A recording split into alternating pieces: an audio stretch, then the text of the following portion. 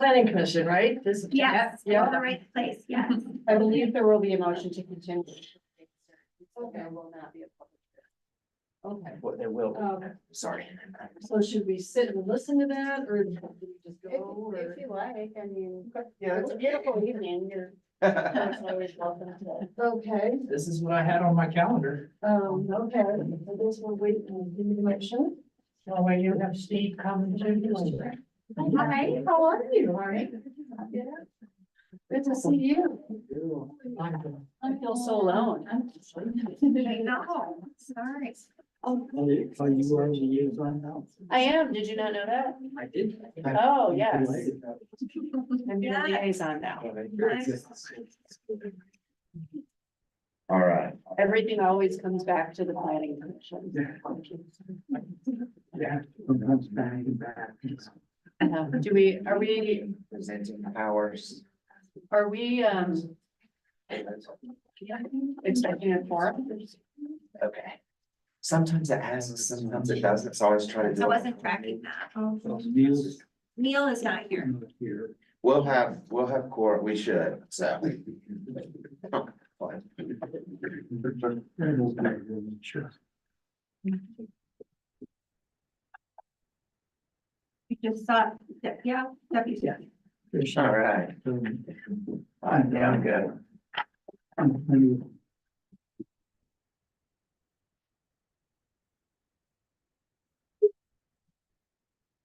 Feel free to use my gavel, Commissioner Shores. Oh, I will, thank you. Never done that. Oh, you did it. I've only done it once or twice. Damn. Just, Can I do it just for fun? if you ever don't, No. if I need to No. stop speaking, you can just, 3 times I'm. in. Bam. I know.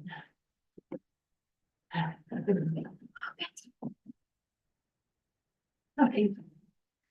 We'll give it another minute. Well, we don't No. start until 6:30, so we've got 3 minutes. Do we have?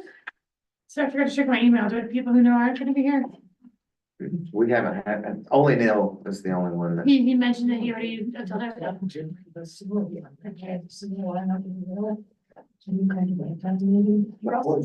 Barney, what's the next Lions Community Theater event? Probably, there might be something over the summer, but probably not a big production until September, October. I so enjoyed that last one. Really? Was I- it one at Place? Was it, I didn't make it. It was one at Place, was it? Yeah, it was so great to have the whole community together supporting something that was just purely so much fun. Yeah, that's fun. And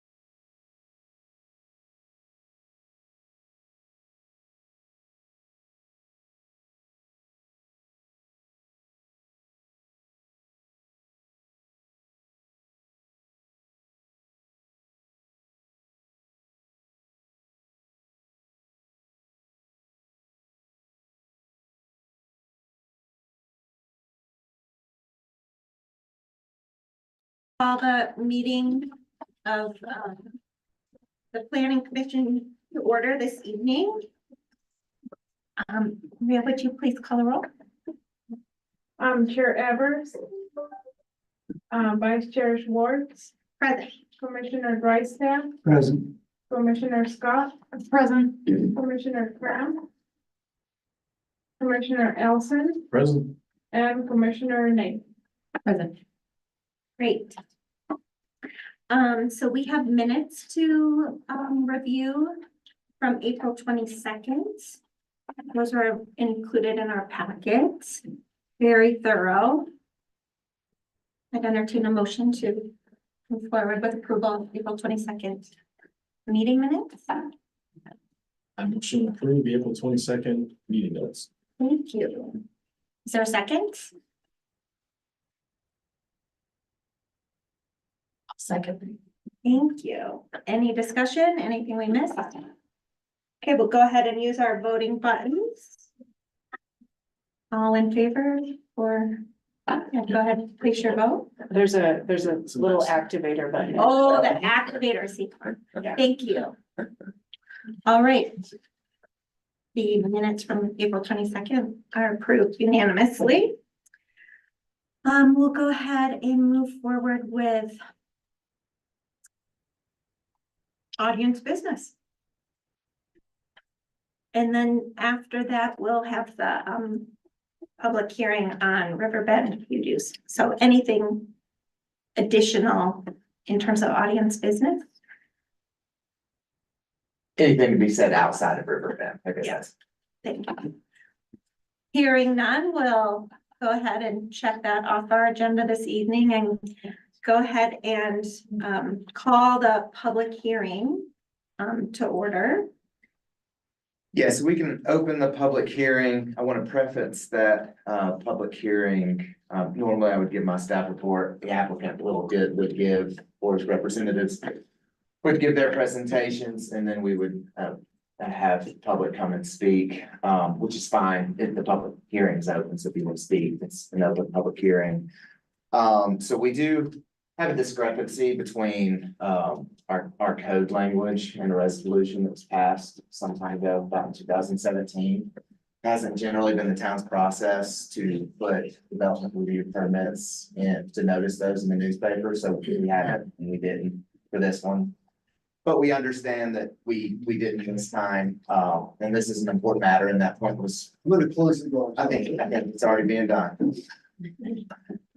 So we have, and I will, no decision can be made, and planner or administration staff can't make decisions to, we can't table because we have a date certain. But the recommendation coming from staff will be to continue this public hearing. So again, we can take comment now, but the staff recommendation to the PCDC tonight will be to continue this hearing until May 30th. And that gives us time it was sent to the newspaper today, and it will be able to meet all of our notification requirements per our code and state statute. So again, you're more than welcome to speak, but I won't be giving my staff report tonight. So I'll cover that base on the 30th. And I'll recuse myself. I'm not allowed to hear anything until the board has their public hearing and their meeting, so I actually don't even know what's in it, so I'm gonna recuse myself. Somebody come and get me. Is that scheduled already? You know the date on that? The what? The board. The board, we're in the process of rescheduling that as well. Okay. To accommodate the printed notice in the newspaper. Okay, very good. Just wanted to get it on the calendar as soon as I can. It will likely be the first and third Mondays get me the of calendar? Yes. June. Okay. And does that mean like we can speak tonight and then we can speak again or will that mean? Yes. Or should we wait and speak for the next time? Or I don't know, I guess I'm a little unclear. It's completely up to you. I think, you know, there's gonna be 17 days of lag time between your comment and deliberations. So, you know, it might be more in the years of the PCDC if it's done then, but again, you're more than welcome to do it now and then, or just now. Those are, there's three options. I can't tell you which one to choose. It's your own personal preference. Do we have an amount of time that we can speak? Is it a limited amount of time? It's generally 3 minutes. Okay. And if somebody doesn't want to speak, if they're present in the audience, can they allot their time to somebody else? That's not been the general practice of the town, but that's up to the chair to decide. Okay. Normally, we would like to hold it to 3 minutes per community member. Just kind of the formality of. Sure. Good, good. Just because you could have one person that gets allocated 16 people's voices, and it can go on. And then it's hard, sometimes for record keeping to kind of keep track of all that. And am I right that a couple of board members are missing right now or not here tonight? Am I right? Like there's two, so. That's correct, yeah. Okay, But we do have a quorum, so. right. At the upcoming meeting, you think you'll have a full board? We should, yeah, we sent out to make sure we had quorum. I've only not heard from one, but we will have quorum. I can't guarantee a full board, but we will have quorum. Okay. We wouldn't have And that's advertised and gone through all of that without knowing. Yeah. Yeah. And that's all we need for a decision of quorum, not the full board, so. What did you say? I'm sure you're aware of this, but we just need a quorum in order to make a decision on the 30th, not the full, so.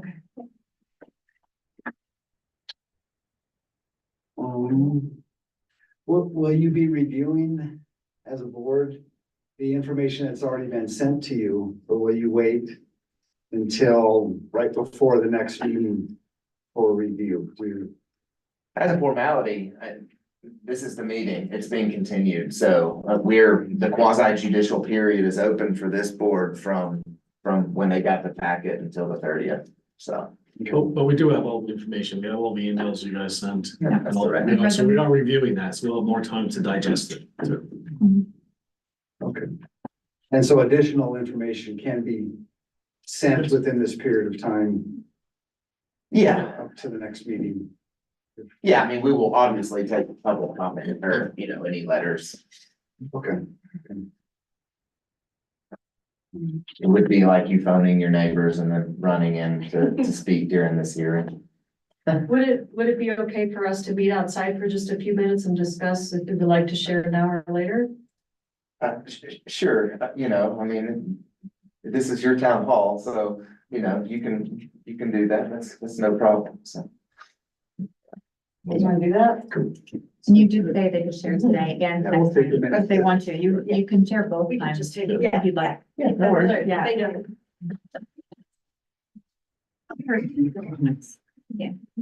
So we'll do the motion for continuance at the end of the vote. The discussion.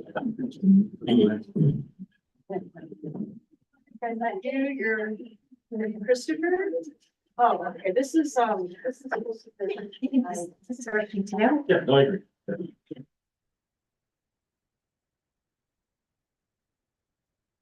The interlude period. So when we get through this, then we'll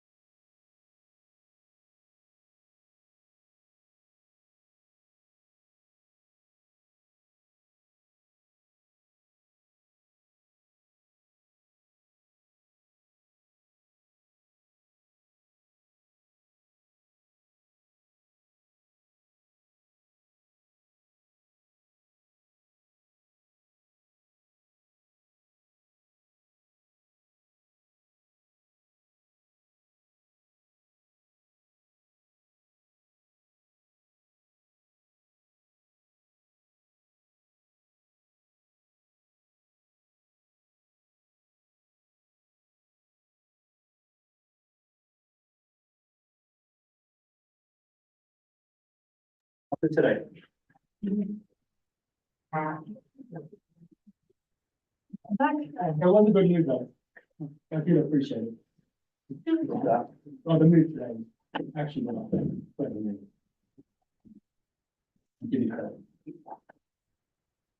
I guess we're gonna go say our piece while you guys are here. Okay, that's I don't wanna waste your evening. Yeah. I'll let you kick it off. Yeah. All right. How y'all doing? Second, Dave. 1 second, Dave. Just give us a second to see them. If you could just state your name and your address, Will do. thank you. Dave Graham, legally John Graham, but I go by my middle name, thank you parents. I live at 725 Fifth Avenue, right up there by Planet Bluegrass. Just the main things that stick to me is, the fact that it's a traditionally residential property. Surrounded by a residential property. I think we need to take into account the folks that are the close neighbors. Even where I am across 36, the St. Vrain and Planet Bluegrass and up on the hill, as they've been doing business this last year, we could hear the music. It's not too loud. It's fine as is, but if you start doing amplified music, that's gonna change. The other thing for me is I worked weddings for probably about 3 years. If I hear one more wedding DJ play me Celebration, We Are Family and the Electric Slide, I am gonna pull my hair out. There's a difference to me about what this town does and what we're about. Music is a strong part of our community. To me, if it's a permit to have live bands play music, that's a very different thing than a DJ coming in, most likely Friday night, Saturday, Sunday, if not 2 on Saturday and Sunday, playing the exact same kind of music coming out of the boombox. That's not you. I also worry about the cutoff time and the enforcement of the cutoff time. Speaking to my neighbors who've been in the community longer than me, the previous time that they were doing amplified music, there was a tendency to go past the 10 o'clock curfew that the town has. And there was a lack of response from the sheriff's department or the town to remedy that fact. So I wonder if maybe it would be a good idea to do a performance bond of some kind and set a reasonable number of violations before they have to forfeit that bond to make sure that we're keeping them straight and they're abiding by the rules that the town already has in place. Another thing is, just the other day, I looked down there at Planet Bluegrass and I saw a giant red fox romping and playing and getting the zoomies all around that space. And I do wonder how having consistent, amplified, loud music is going to impact the wildlife that's in the area, which is one of the things that I very much love about this town and why I moved here, because I get to see that stuff on a regular basis. The last thing I have is, I understand that there's talk of doing a campground. I'm not sure if they're planning on putting fire pits in there. I would argue against doing that because a lot of our guests that come into town, especially for weddings that might camp there, are not from a dry climate like we're used to. They're coming from back east where it's not so much of a big deal. You can go ahead and have a fire and you're not going to burn everything down. Especially with the folks that live on that side of the road that only have the one road to be able to evacuate on if they do have a call. So those are the thoughts that I have. You know, it's got to remember the people that have been there long before this began. Thank you.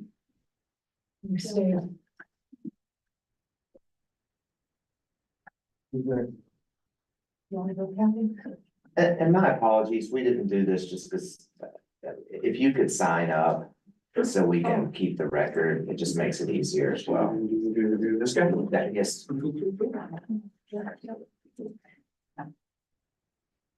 Hi, I'm Catherine Ward. I've lived up here 45 years. And I live at 724 Upper Fifth Avenue, next door to my new neighbors. And I love the Bluegrass Festival. It took a little fine tuning in a few years, but we got that. I love it. I enjoy it. I love living above it.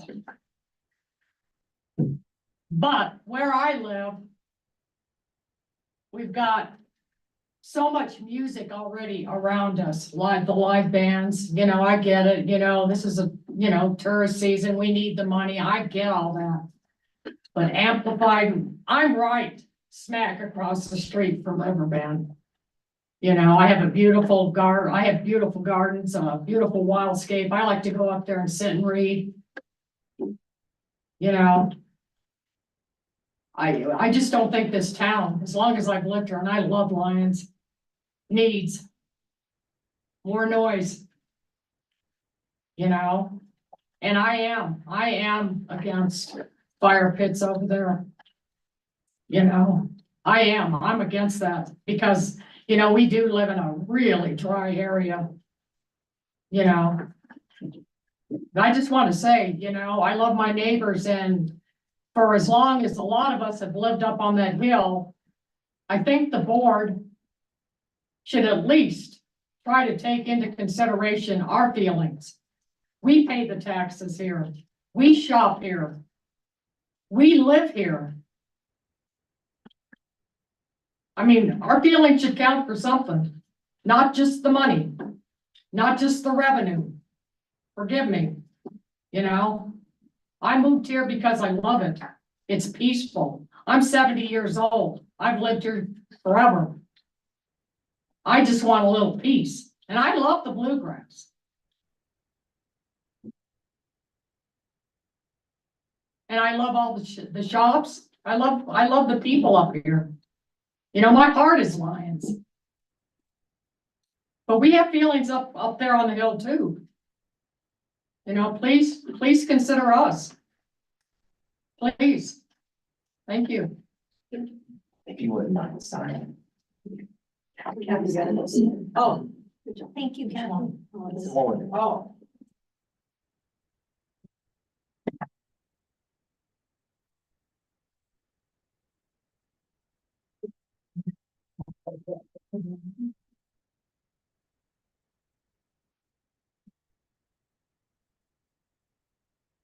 Hi, I'm Debbie Sims. I live at 809 Upper Fifth Avenue. And I have been a resident in Lyons for 29 years. So we came here 2 years after Planet Bluegrass was established and you know, doing their thing. And we acknowledge all the stuff that they have grandfathered in, and we don't have a huge issue with that. We have a little bit of an issue with it, but we realize that we are grandfathered into that because we came after it was established. So I'm not here to complain about that. Some points that I would like to make is what the concept of a good neighbor is. And in 2016, when Riverbend was looked at, it was primarily residential. It was zoned residential prior to the flood, and there was trailer parks in there. After the flood, Mike and Betsy Whip and John Eaton, who were primary owners, among other people, decided they wanted a change of use and create kind of a wedding venue sort of a situation down there. They started playing amplified music, and it did not take too much longer before the neighbors started having major concerns around it. And I applaud Betsy, Mike, and John because they listened to us. They understood that the relationships and the neighbors who have to actually live by it and live next to it were their viewpoints were important and their needs were important. And they made a concerted effort to reach out to all of us on Upper Fifth. They took audio readings up at our house, our neighbor's house. We had communication when they had the next event, and oh yeah, gosh, we can hear it. And you know, we were in communication and they were tweaking the sound. They were good neighbors. And we really appreciated them coming forward, taking into account that we can't get away. We are there, whether we like it or not, we are there. So that went a long way. And to this day, we have good relationships with them. The other thing is that I had a couple of conversations with Betsy prior, after all this had been said and done. And I said, has this impacted your business at all? And she said, no. In fact, acoustic music is fine. We booked weddings, I don't know, multiple weddings for weeks and weeks and days, and with very little disruption and impact to us because it was acoustic and it was fine with us. It worked. So I want to keep that thought going forward as being a good neighbor and doing all this, is that we have a viewpoint as well. And it may be a bit in conflict with what other people think, but it's valid. So I also want to point out that the rock walls amplify the sound, and I'm sure probably all of you, if not most of you, have been to Red Rocks, and we've all sat in concert at Red Rocks and had a screaming good time. We live in a little mini Red Rocks. The rock walls amplified in Riverbend, as well as our own personal cliff, magnify that noise exponentially. It's just not a little bit, it's exponential. We hear, you know, traffic every day that amplifies against that. The open pavilion that Planet Bluegrass has, which is supposed to be for, you know, weddings or whatever. And I don't know the number of weddings that they have per year, but we hear those weddings really loud at night. And with the open windows and the open doors, and they're rocking it's Friday. Oh my gosh, you gotta be kidding. Is that my time? That's up to the board, but yeah, that's 3 minutes. Oh, please. Can you keep it to 60 more seconds? How many seconds? 1 more minute. Okay. All right, give me a second. Can I have your? Just have one ready. No, get it out. Where's, do you want to play or what? These rules was on up for others. Oh. I think our previous speakers were under the 3 minutes. Okay. Is that true, timekeepers?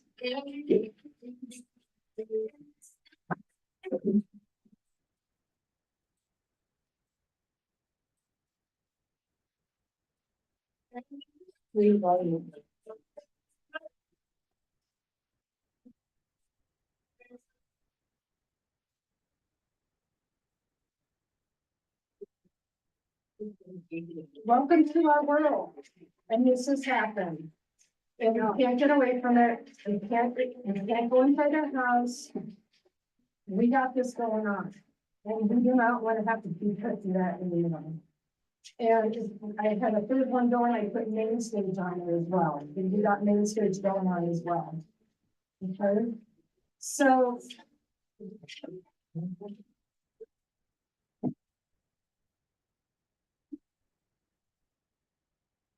We're not celebrating the good times. Okay, it's not a party for us. It's disruptive, it's obnoxious, and we can't handle 2 venues and that as a daily existence for us. So please keep that in mind, if you would. Thank you. Yeah, thank you. I really wanted to put Do You Remember and have that soundtrack because we remember when it wasn't like that, but it's what it is now with the acoustic. But anyway, thank you for your time. Thank you.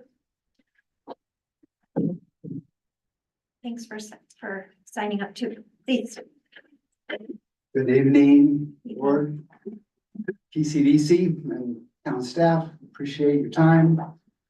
You know, you're a volunteer board, most of you, you're paid position, but my name is Steve Sims. I live at 809 Fifth Avenue, married to Debbie. And I know some of you personally through town. I have to emphasize the end of what Debbie just presented with the cacophony of music. It is literally a mind-numbing cacophony.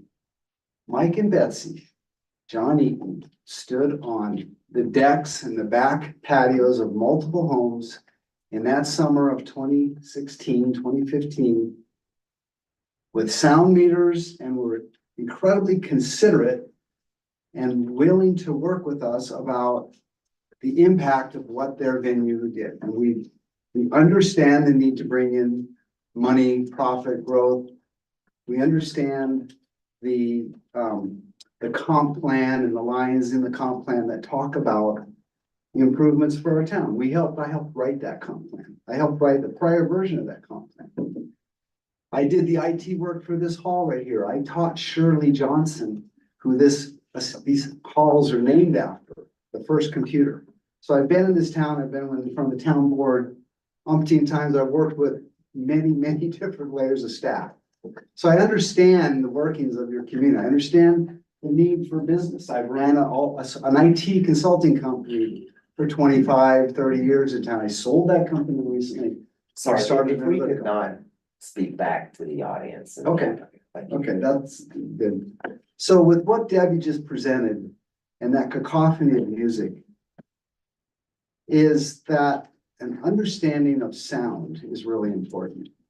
And so the town, as all of us, we aren't sound engineers. And so having an expert come in with that kind of knowledge and that kind of ability to give us a sense of what is exceeding certain levels. And I'm not gonna talk in a technical fashion. I know, with Mike and Betsy, they would have an electronic device in hand, and they would sit there next to the stage.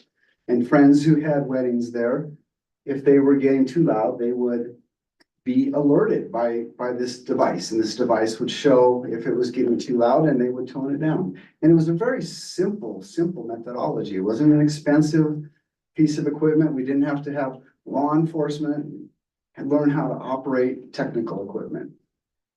So something as simple as that could go really a long way in allowing these types of venues to take place in town. We understand the need for revenue and bringing in money. So I recommend looking into a device of that nature, the sound monitor, and having an expert come in. Thank you very much for your time. Appreciate it. Thank you. Thanks, Steve.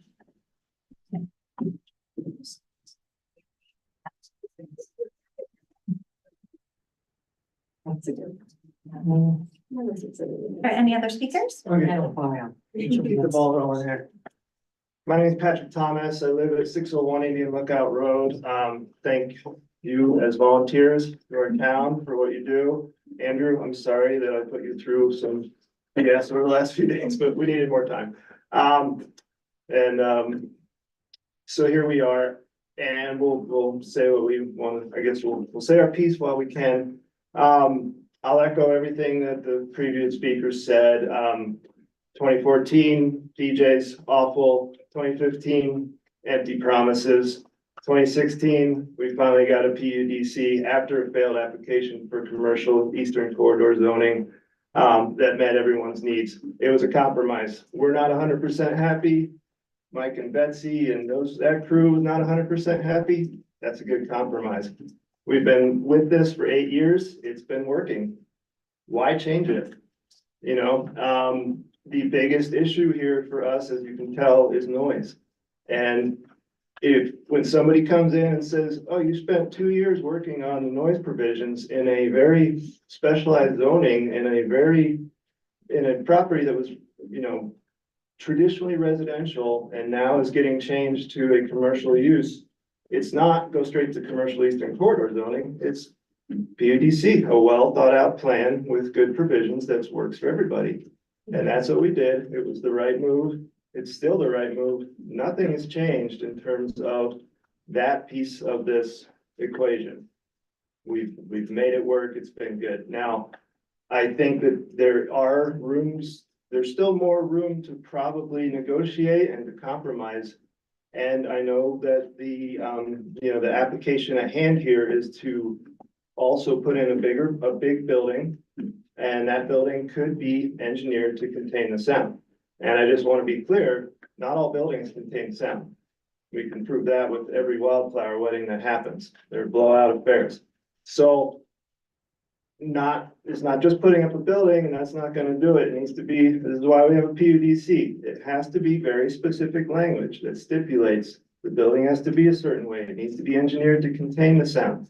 People can't override those things by opening up doors, opening up big barn doors and things like that. That would be a great compromise, I think. I think it can work. And then amplified music can happen in the right setting. Outside can be nice and quiet. Neighbors can still be happy. And I think it'll be a good solution overall. And, you know, at the end of the day, I get it that this whole notion of the town and revenue. I've been part of commercial buildings. I've seen businesses struggle. It's really difficult to keep a business going in this town. I don't deny that whatsoever. However, if wedding guests per capita is what's going to save us, we'd already be there. We have a lot of weddings here. So I think there's more to it than what meets the eye in the application. Thank you, guys. Thank you.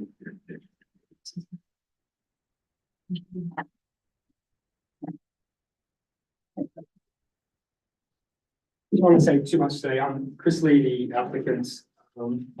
Pat said, and numerous people have said that Riverbend was working. And there's a reason the partners sold out the business. Is it financials did not make sense? It does not work. So sat down with our partners. I'd like to go down this path. I'd like to generate, build a business. But I'm also happy to go down the path of rezoning the property and having that residential again. We're looking for places for the homes, affordable, whatever. Happy to do mixed use and keep down that path.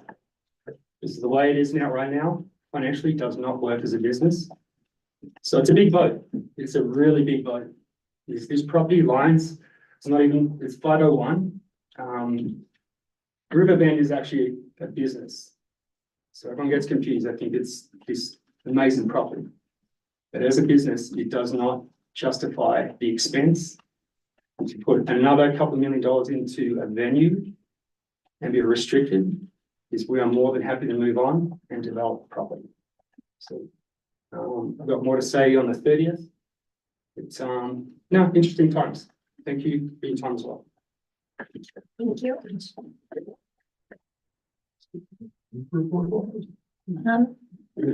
Should we make sure there's no one on screen that wants to participate?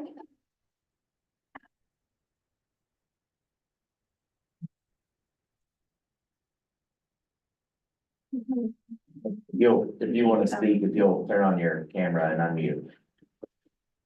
Maybe raise a hand too, makes sense, raise a hand. All right, I don't think there's anyone else. Yeah, and I imagine all the comments have been turned off, right? They're always turned off, or? Yeah, there's. All right, what's the next step, Andrew? Yeah, so as I said, we won't be, I will not be giving my staff report, and Chris and his representatives won't be giving their full applicant report. So as I mentioned, my staff recommendation is that we continue to a date certain, this public hearing, and that date certain will be the 30th of this month at 6:30. And the public hearing is of course open, and it will be continued to that date. And so that gives us time to get it in the newspaper and make sure that we have met all of our requirements. I'll move to continue the public hearing related to the Riverbend property, a PUD, until May 30th. Great, thank you. Sorry. Is there a second? You can send it. Okay, Commissioner Ellison, thank you. Any discussion, anything we missed? All right, we'll go ahead and call a vote. And Barney, if you could. Thank you. So motion carries. We'll go ahead and continue till the 30th. I think that also means that this time is open for continued engagement with your thoughts. If there's something that you wanted to say this evening, didn't have time, you can still document that and send that to staff so that we can make sure we fully understand your positions.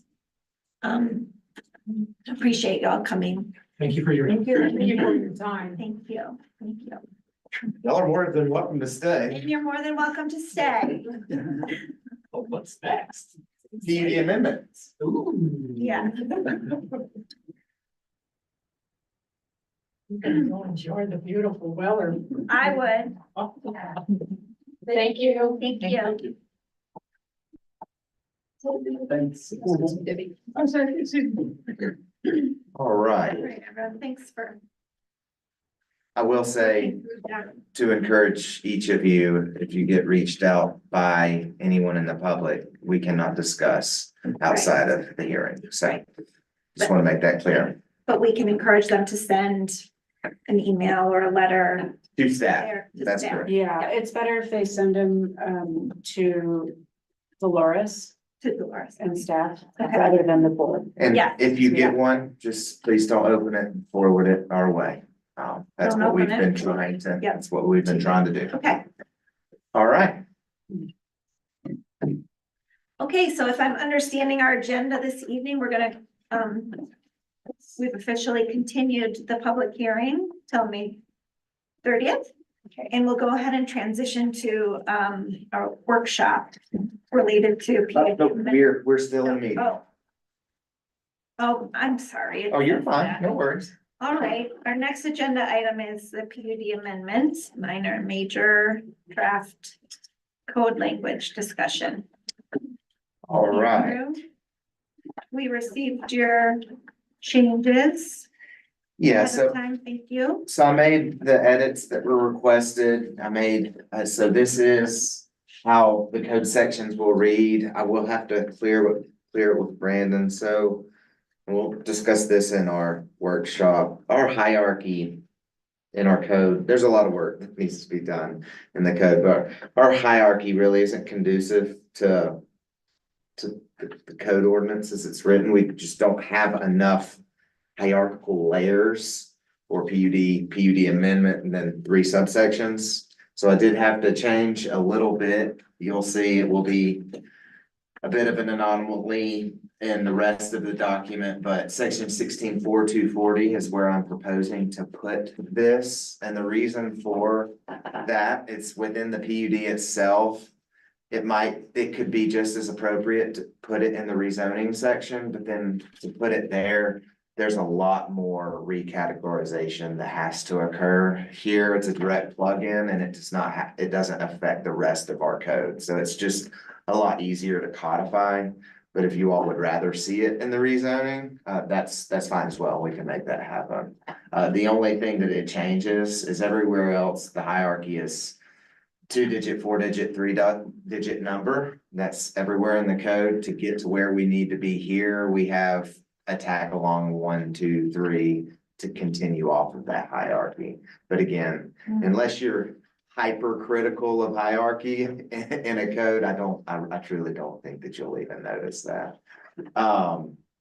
And so I made the edits and I hope you all had some time. I did want to bring up, the mayor had sent me some edits and I thought they were good. So I just want to discuss those with you all and if you want to discuss them as well. But I'll just bring those up.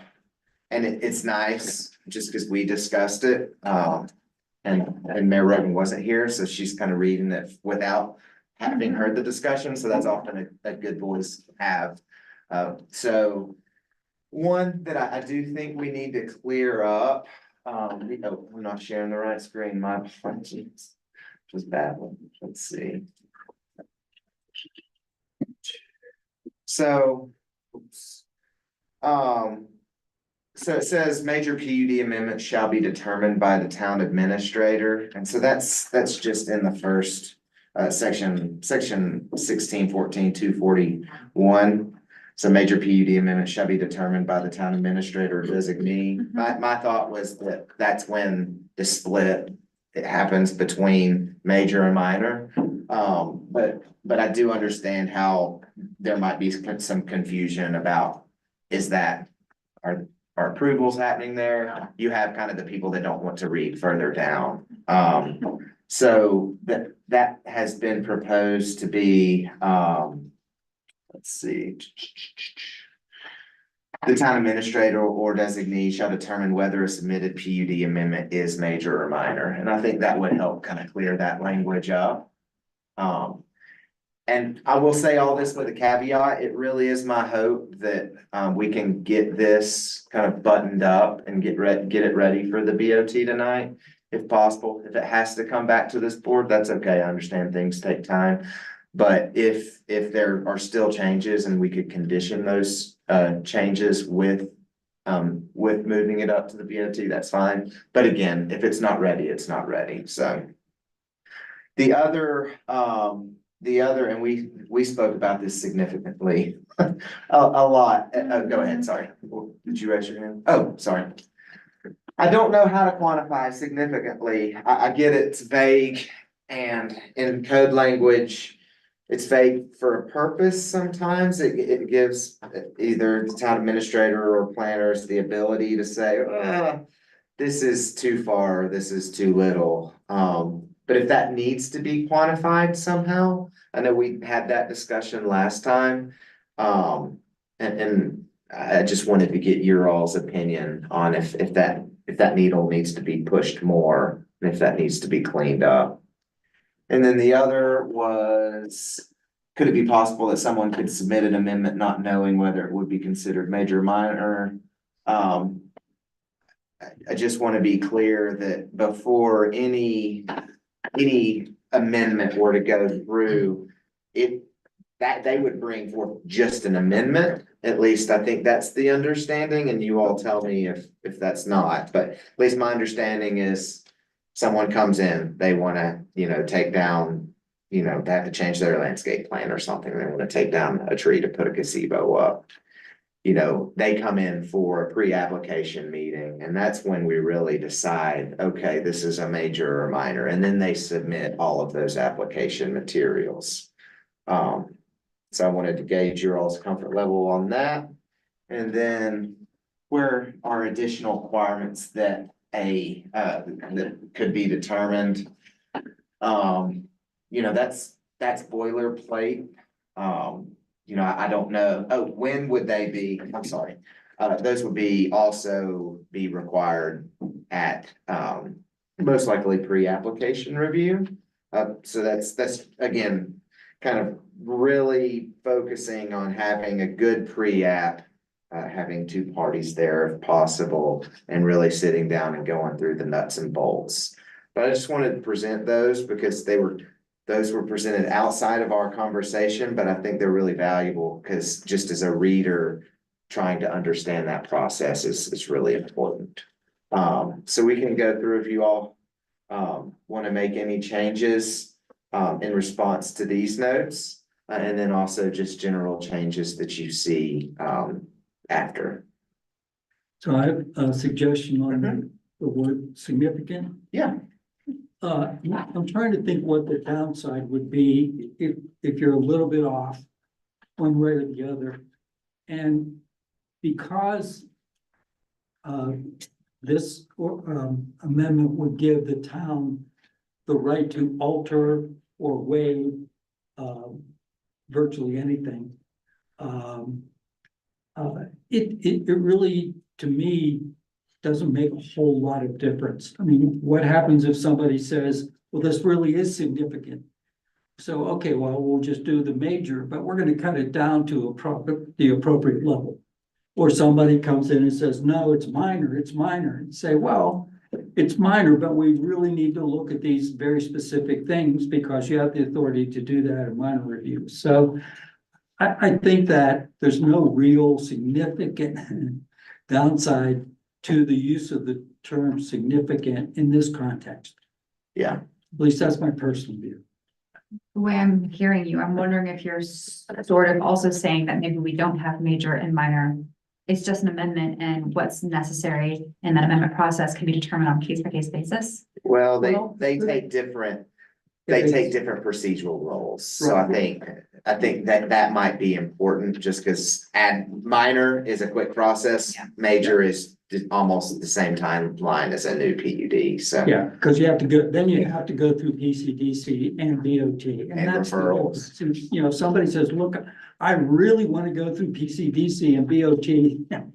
Yeah, they could probably be accommodated. If they really don't, they're gonna have to justify it and probably do just about as much work to justify it. So I think it can work itself out because if we get into trying to put metrics on each of them, I mean, we'll be here for a few weeks. Yeah. And Months.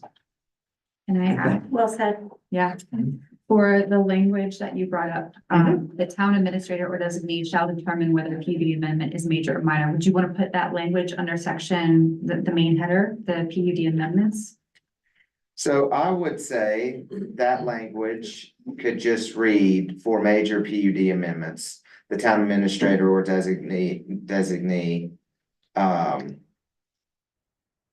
Let's see, hold on. I think it would just read, let me get my thoughts before I just start rambling. The town administrator or designee shall determine whether a submitted PUD amendment is major under 16.4.241. And then under minor amendment, it would just say town administrator or designee will determine if it's minor. And then, but I think that just keeps it clear, but we would still have,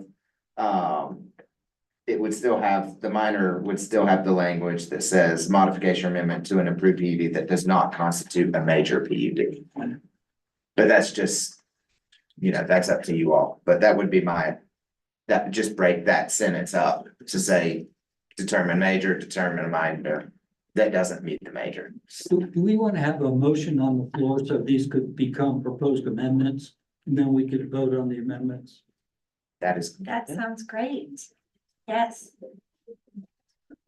To be efficient with our time. Yeah. So I'll move for recommendation of the plan unit development amendments as will be reviewed and potentially amended this evening. Thank you. Commissioner Drysdale, second. Thank you. Okay, so now we can have discussion and in the form of amendment. Great. Yes. Unless, or questions, we could have questions. So what I've heard so far is we've significantly is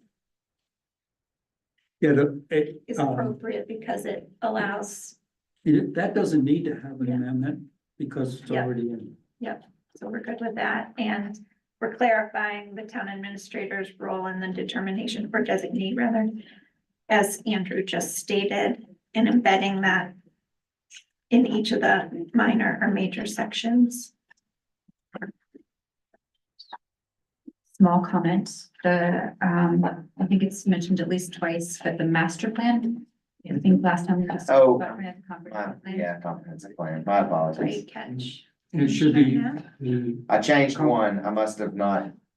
I'll Search and I'll replace. do a search and replace. Search and replaces are dangerous too, though. You That's have to be right. careful. and it should be comprehensive plan then in effect. Because it may be modified, Yeah. we wanted to be clear that it's whatever's in effect at the time. So wise. You're gonna make them choose which effect to use. E. Worse. Yeah, he has an alternate. I do have a suggested amendment, but it could easily be modified and it may need to be modified by the attorney if it's accepted here. And that would be item H under the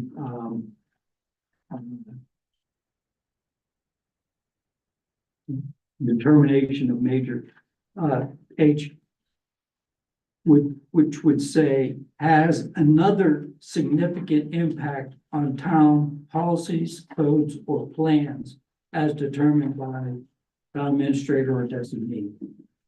That would take into, that'd be that catch-all Okay, in case one of the things that the amendment didn't catch one of the A through G. how did it read? Has another significant impact on town policies, codes, or plans as determined by town administrator or designee. Are you okay with Andor? Yeah. I was just covering my bases with Andor and code writing. Well, I think it technically should be Okay. or, because the way that works is that the administrator says, this person is a designee for this decision. And so that they will make it together. And after plans, I'm sorry. For plans, Or plans as determined by, oh, okay.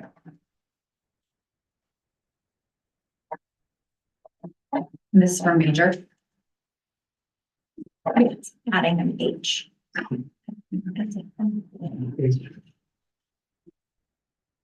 so I think we're supposed to vote on the amendments individually. You are.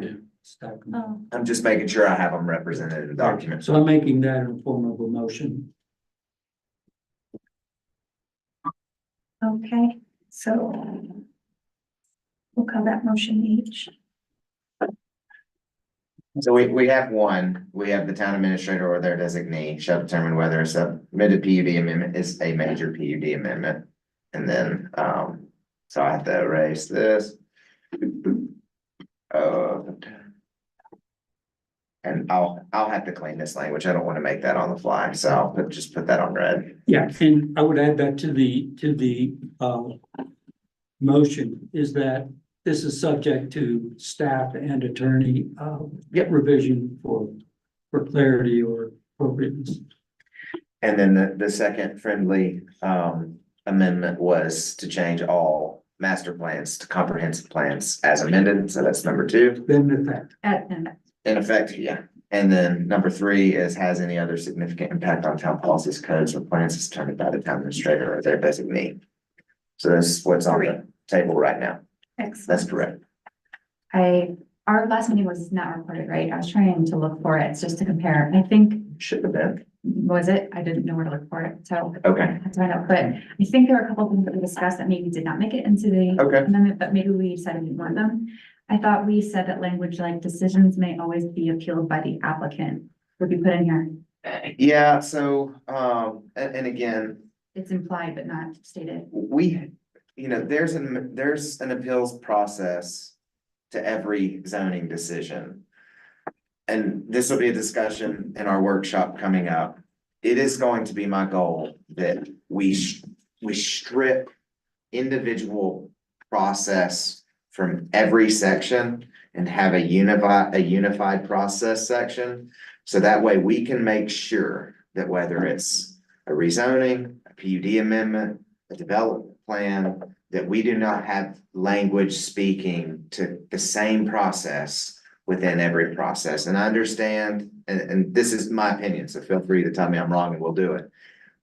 But when we have process baked into every different application type, that's where mistakes occur, and that's where there's differences in code language, unfortunately. So, yeah, but that's completely up to this commission. If you want to see that, we can put it in, and then in 2 weeks, you will be getting a work list from me of trying to pull that out and pull it into a unified chapter that stands all its own. And I'll show you just so you understand kind of where I'm going. So this is a code I worked on in Ridgeway. So this is second chapter after kind of the boilerplate language.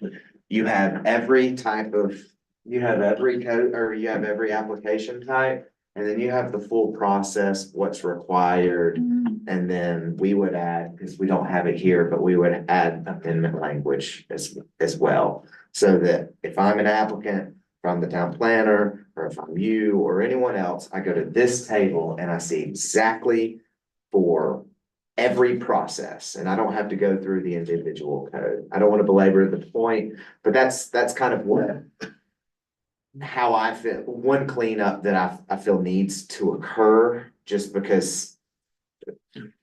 And I'll show you in our workshop of how things can get, you change codes over time and you have different referral times for different places, and it gets very confusing. So, but that's completely up to you all. So if we did have a sort of master language that would apply to most of these sections, could it still include some language that say, the applicant has, may always appeal? Of course. Okay, so that they understand. Yeah. Because we have more knowledge a lot of times of what cannot be done. Sure. Than they do, so. so that'd be a reference to that overarching That's correct. statement somewhere, but everybody, all of the sections will refer to that over. That's correct. But I like the idea of there being reference to. Okay.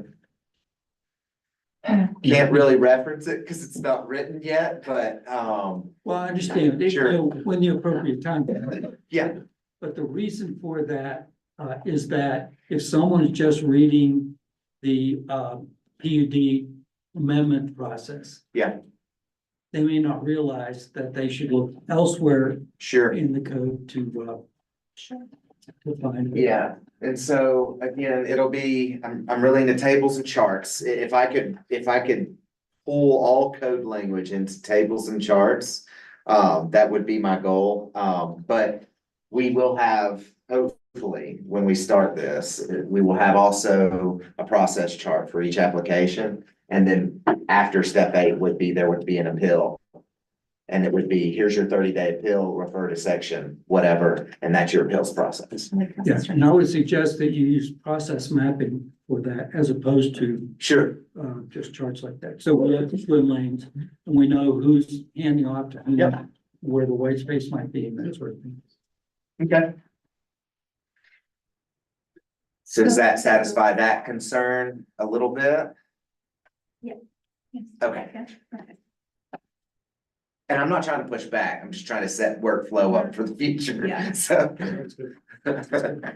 We're still on 3. Still on 3, that's correct.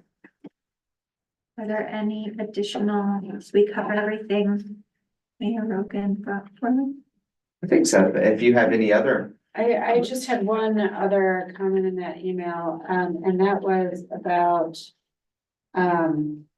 it was another definition. It was how, the phrase substantially adverse. oh, yeah, Those are the approvals, right? Yeah, and the reason for these is, I think we're trying, it's a balance, right? Because we want to be as objective as possible, but also have enough room for some flexibility and judgment.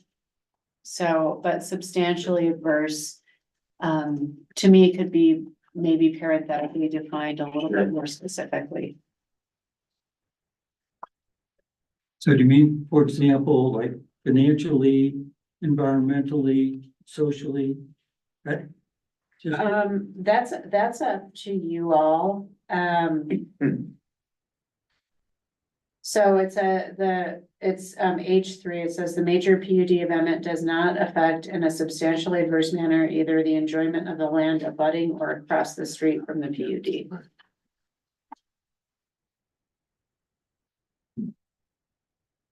And what's substantially adverse to one person might not be to another person. Yeah.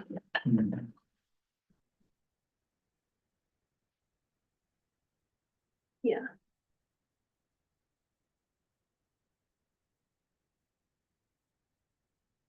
just,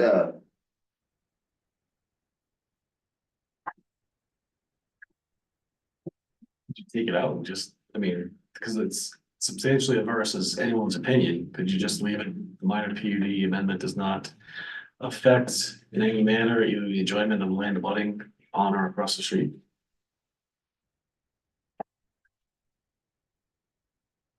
Or is that too vague? Yeah, well, it would mean that if somebody just said, well, I don't like the color of the one window on the left, is sufficient to block the amendment.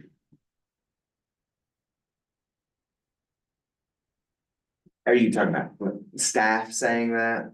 Or, Or not, somebody lives across the street. oh, and they would appeal it, they would appeal the minor Yeah, amendment. well, and they have a leg to stand on if you don't have some language that says it can't just be something frivolous.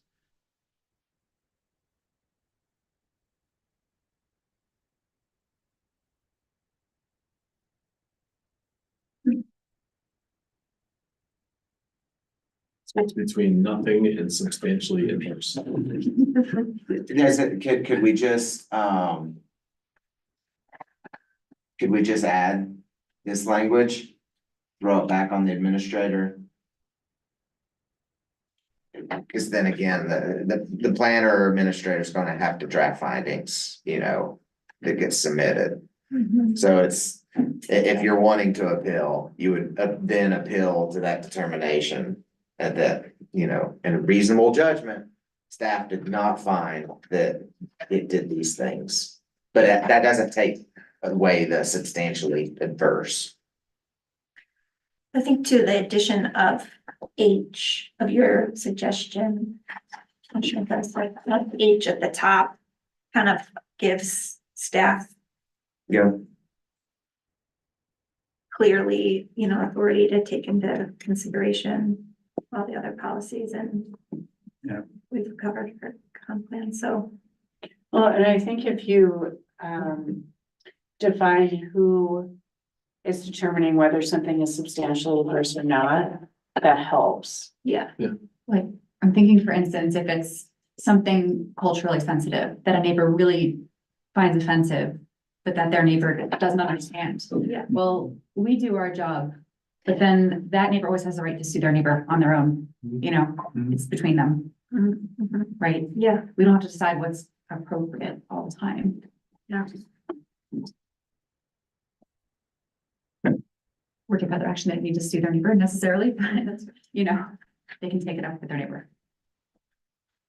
Yeah, and just keep in mind, we don't wanna set up a process that's gonna, pit kind of civil issues against each other. So as best we can, we need to try to bake that conflict. Whether we want to or not, we need to try to bake that conflict into the town's process so we can at least try to mediate that out. But So we're adding that in the opinion of the town administrator and or designee. this would at least, if I'm an aggrieved party, I at least have something that I can appeal. I think that's clear.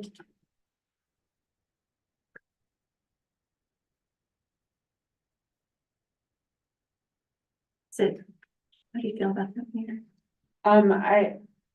I think it's definitely a potential solution and we'll see what the board thinks and other people might have other ideas. Maybe we can get that, let me get this closer. Closer, okay. For the minor PUD amendments, E2. And last meeting's notes, I struck that, and I can't remember why, but we want to take that out? No, we had, public hearing language, in there, so that got struck. And I sent you both documents. I sent a clean one and the red lines. The red lines were just because I moved some stuff around, they were very difficult to read. I recreated them and it's a little more clear, but maybe one doesn't on this one then. Yeah, sure. E2, it says the town administrator or designee may, comma, and full discretion, may require. Oh. You just take out the may. Sure. Okay, require. Thank you. Okay. Nice grammar, Rachel. Right. I had another potential amendment under that same heading, which would become a number 3. And this was one that I was thinking we should do this, but I definitely take feedback or other points of view. And that's to say, number 3, action taken on these decisions should be reported to the Board of Trustees and PCDC within 30 days. Sure. Yeah, I don't know, the PCDC has a role in recommending actions of the board with BOT, but So may I ask that, what's the motive? the reason for it is that if looking from the outside, if Sure. somebody, reading this, whatever. It creates a situation which could, in the extreme, be viewed as secret. Okay, all right. And so some things could be done in the, cigar-filled rooms and Sure. back rooms of town hall and, but this says that it should be reported to the PCDC and Board of Trustees. Okay. And that it is anyway in the administrator's report, but it just Sure, no, I like puts it that. there so that reading this, people see, no, it has to come out in the public. So as a sidebar, we need to make sure, that language, when we are doing the cleanup, we need to make sure that language, anywhere else there's administrative, decisions, we probably should take a look at making sure that that language reflects, if that's something you all would like to see. I like all things constant, so I'm just, again, teeing up future putts, so. No, I like that though. So that's the 5th amendment. Sorry, I didn't count the grammar one, but that's okay. Okay, there's one other phrase, and I'm not even sure where it belongs or if it belongs. Mhm. So, push back it's unnecessary. And that would be in terms of what needs to be submitted. Yep. And that is, stating that documents that are unchanged from the original or any approved subsequent PUD amendment do not have to be resubmitted unless requested by the town administrator or designee. And that's sort of implied, Okay, but to me, it's almost worth making that explicit sure. so that it gives air cover to any submission and approval process. Somebody looks back through and say, well, yeah, there are only 2 documents here. Can you read over that one more time? Yeah, documents that are unchanged from the original or any approved subsequent PUD amendment do not have to be resubmitted unless requested by the town administrator or designee.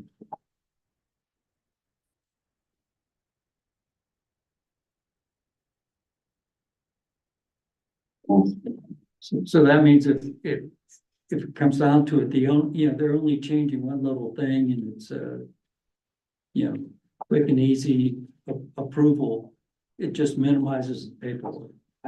yeah. It provides air cover for minimizing. I like it. So where I put that, and I'll clean it up, and I'll put it in both sections. Yeah.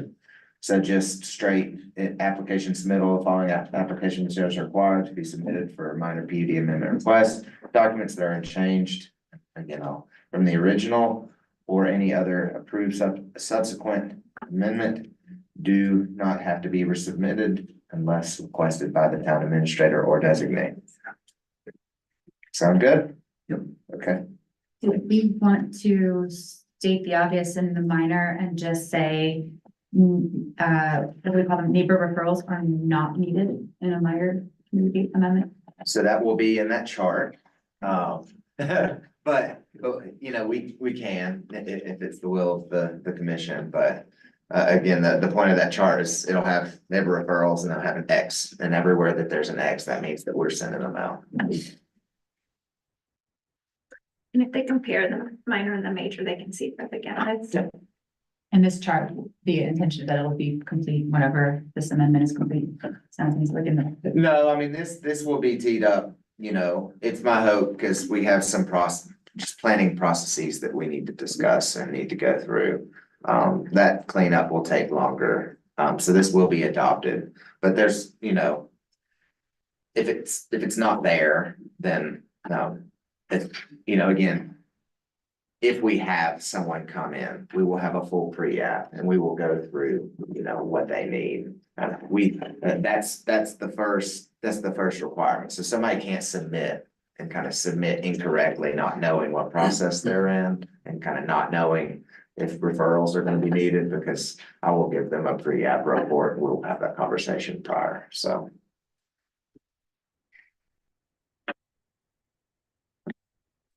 Okay, 6 amendments. 6, So I have one more. technically 7, because it's in 2 different places, but we'll call it 6. Sorry, I don't even know why I brought that up. It's silly. One more thought, and push this down if it doesn't work. I'm looking at section F under the major PUD amendment. And wondering if there should be some obligation on the part of the BCDC and actually also of the Board of Trustees. Because this ends up, again, somebody reading it or looking at it from the outside could look at this and say, yeah, but PCDC and BOT could, put this off forever. No reason, no rationale, just put it off, put it off, put it off, put it off. Not that they would, not that would happen, but I'm just wondering if there should be some objective sort of, that, Like the Planning and Community Development Commission shall, hear this request or hear a PUD amendment request within 45 days of a complete application or something like that. Right. that what you're saying? Or at least, the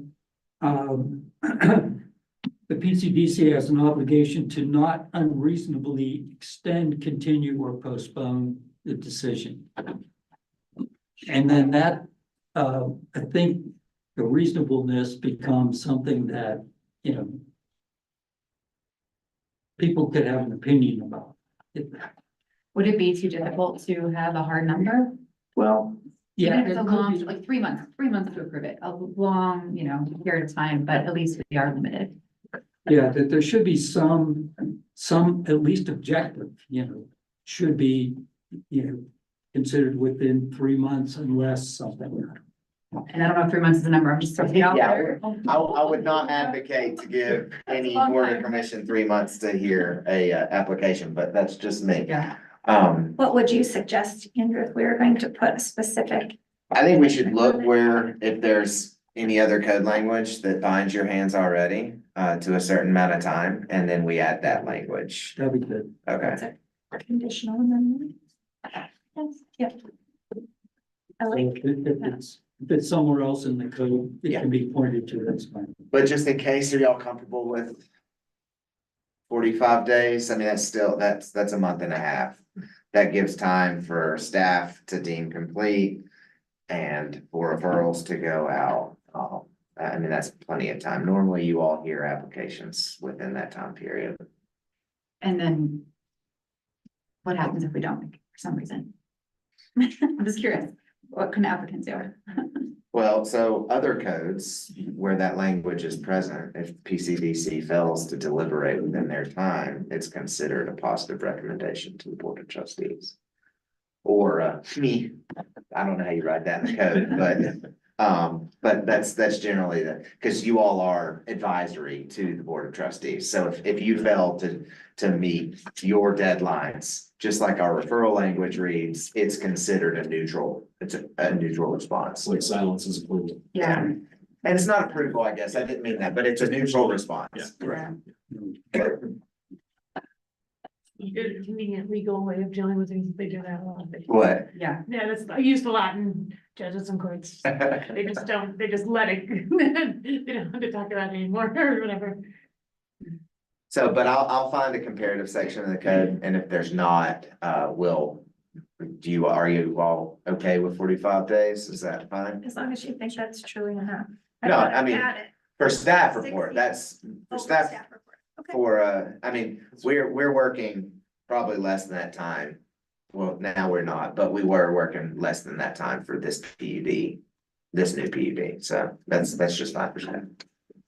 So it would be 45 days from the day that staff presents it to BCDC. Right?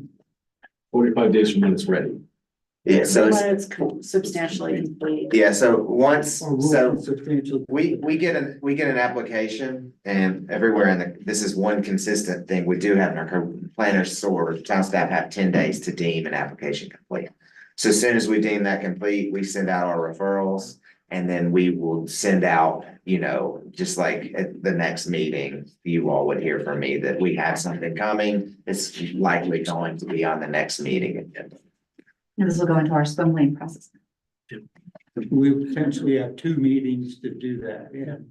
Right. Between, Yeah, you have technically, I guess you have as many meetings and this language wouldn't bar you from saying, oh, well, we need more information. We need more information, or you can always set a special meeting like we did. That 45-day language is for the applicant's due process than you all. So this is a number 7.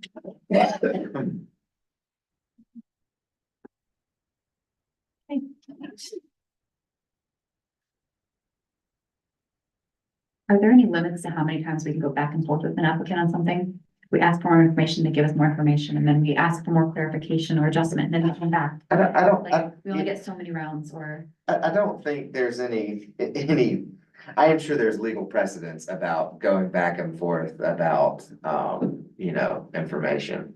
But, and again, it's all about being reasonable. You know, if you truly can't make a decision because of what was presented, and if you asked for it and it still isn't sufficient enough, and you can justify that in an ethical manner, then no, I don't think there's any reason why you can't say, okay, thank you for providing this, but we don't have enough information about how, you know, the deer population wouldn't be impacted by this. Please go back. And as a board, you be very deliberate in your request, and they go back and they try to fix it. So again, if it's, the onus is always on the applicant to provide what you all need. Now, I would hope that myself or staff would be like, okay, guys, you know, you have what you should have, you know. And staff would give you that guidance and, you know, normally, you know, as well, so. Okay. So we're at 7. Should we recap? And you're saying we need to vote on each one? Yes, and I'm thinking, that the planner could just read one, we vote on 2, we vote on. Yeah, and if it's okay, Vice Chair, if we don't have to go in order, because I lost the order of these, if we can just go through the document, or Oh, if you've been giving order, that's no. okay. So, Let's, That's fine. Would okay. make more sense probably, yeah, actually. Yeah, and I believe you need a motion and a second on each amendment. That's Correct. We have a motion on the overall amendment. Yeah, but we need one for each change. Yeah. okay. Well, they've been stated. And as a motion, but that was my understanding. We were stating those things as motions. We're new. It may be that if you read them and then somebody says so moved, second vote, just move through them quickly. Okay, let's do it. All right, and keep in mind, any language, just because we were writing on the fly, I will have to go through again It's and gonna stay clean it up. exactly like this. But contextually, this is what we're looking at. So the town administrator or their designee shall determine whether a submitted PUD amendment is a major PUD. And then we'll keep some iteration of this sentence because that sets up the criteria below. So moved. Thank you. Is there a second? Second. Thank you. We'll go ahead and, is there any further discussion? All right, we'll go ahead and go to vote. Unanimously carries. All right, next is 164241 H. Has any other significant impact on town policies, codes, or plans as determined by the town administrator or their designee? So moved. Thank you, Commissioner President. Is there a second? I'll second this one. Thank you. I only have one discussion just for this. Any like, discussion? Yeah, just for this, just that, because I'm sure you're gonna do it, but if you clean it up towards the rest of it, you don't have to have it that long. Because everything above it says significantly alters, you could say if there's no, if it just says significant impact on town Oh, policies, yeah. codes. You don't even have to have the town administrator designate, it just fits, everything else is there, Okay. that was it. Do you agree, Barney? Friendly amendment accepted. Thank you. All right, we'll go ahead and move to a vote. All right, unanimously Jealous you have a magic button. carries. We'll go on to number 3. All right, now we have an amendment to 164242 B. And it's an addition, documents that are unchanged from the original or any other approved subsequent amendment do not have to be resubmitted unless requested by the town administrator designee. That reads terribly, but I'll. Great, So moved. thank you. Second. Any additional? Go ahead and vote, please. Thank you. Motion carries unanimously. Now we have 4. 164242. To 10, oh gosh, F1.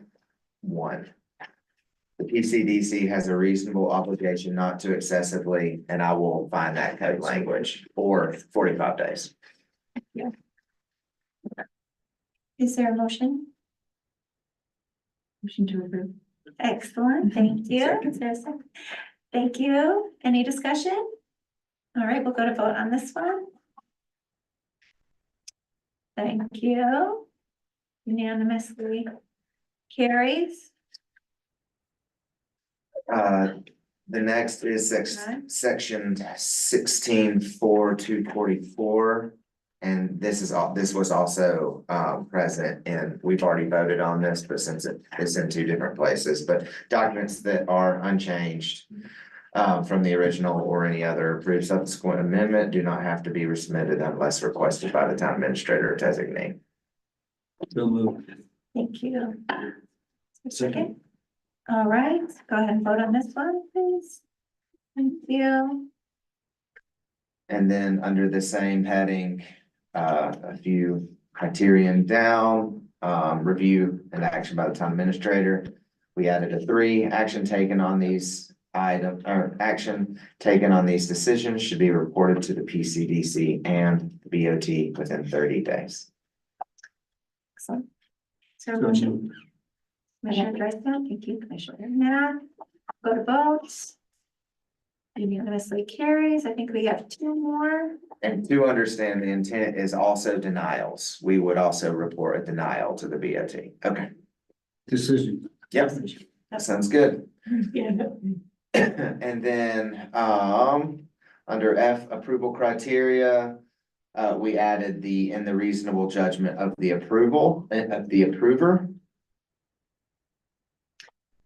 Is there a motion for this amendment? So moved.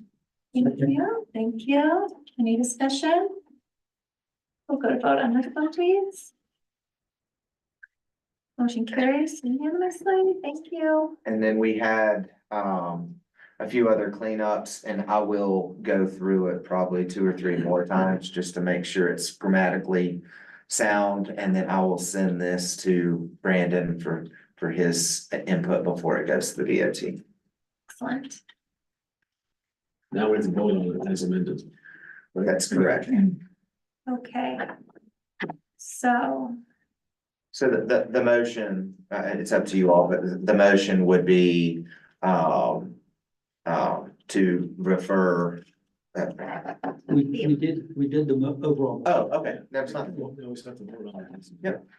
okay, so is there a second to? I don't think we need It it. was Oh, we don't need it? seconded. Okay, okay, pardon me. So any more discussion? We'll go ahead and vote then on the full kit and caboodle to move forward to the BOT. Thank you We're all. unanimous. Thank you. All right, so now you can call for a motion to adjourn and we will go into a workshop, and I promise I will try to make it short. Is there a motion to adjourn this evening? So moved. Thank you, Commissioner Thompson. Is there a second? I will. Thank you, Commissioner Scott. We'll go ahead and call that to vote. And officially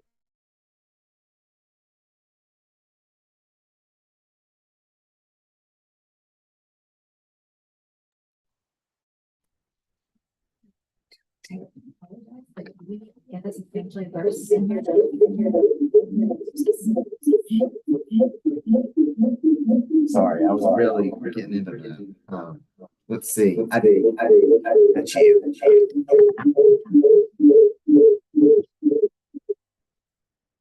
Hello?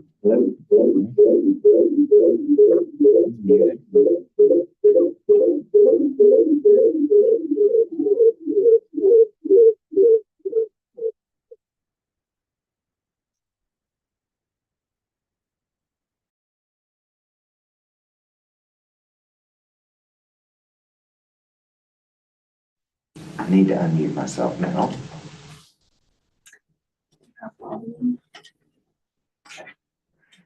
we added language at the end of that one to call out who makes that substantially adverse. That was part decision. of that. Yeah. That's Yeah. the strength of it. Yep, that's how we address that. It's not. The one. Oh, where is it? Sorry. Which one? This one?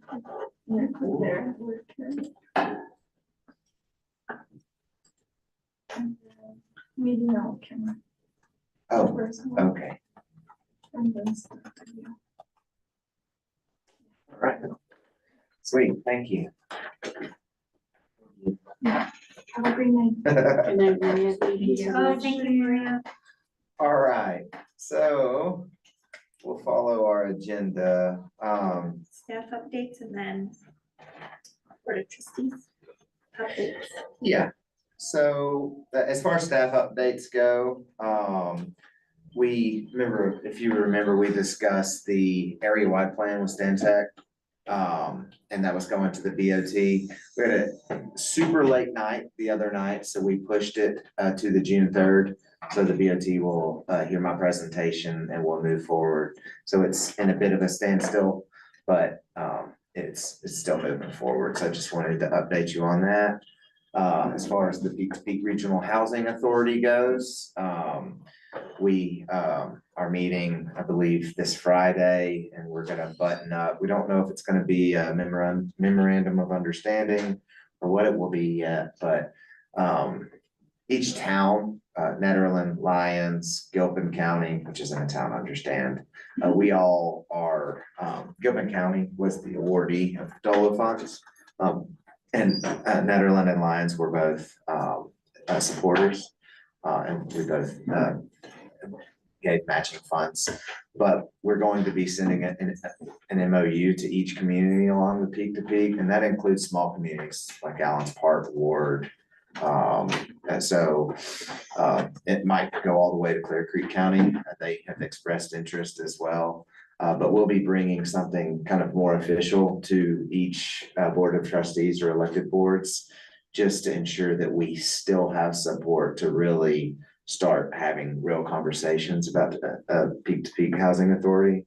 I will say DOLA and Boulder County, a lot of people are supportive of this and are understanding that this isn't a way to kind of get out of regional partnerships, but it's building consensus kind of micro within the macro, if you will. So we'll still be players in Boulder County housing and, you know, other areas.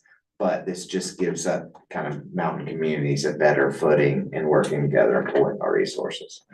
On the other housing front, we'll be meeting Wednesday with the town of Nederland.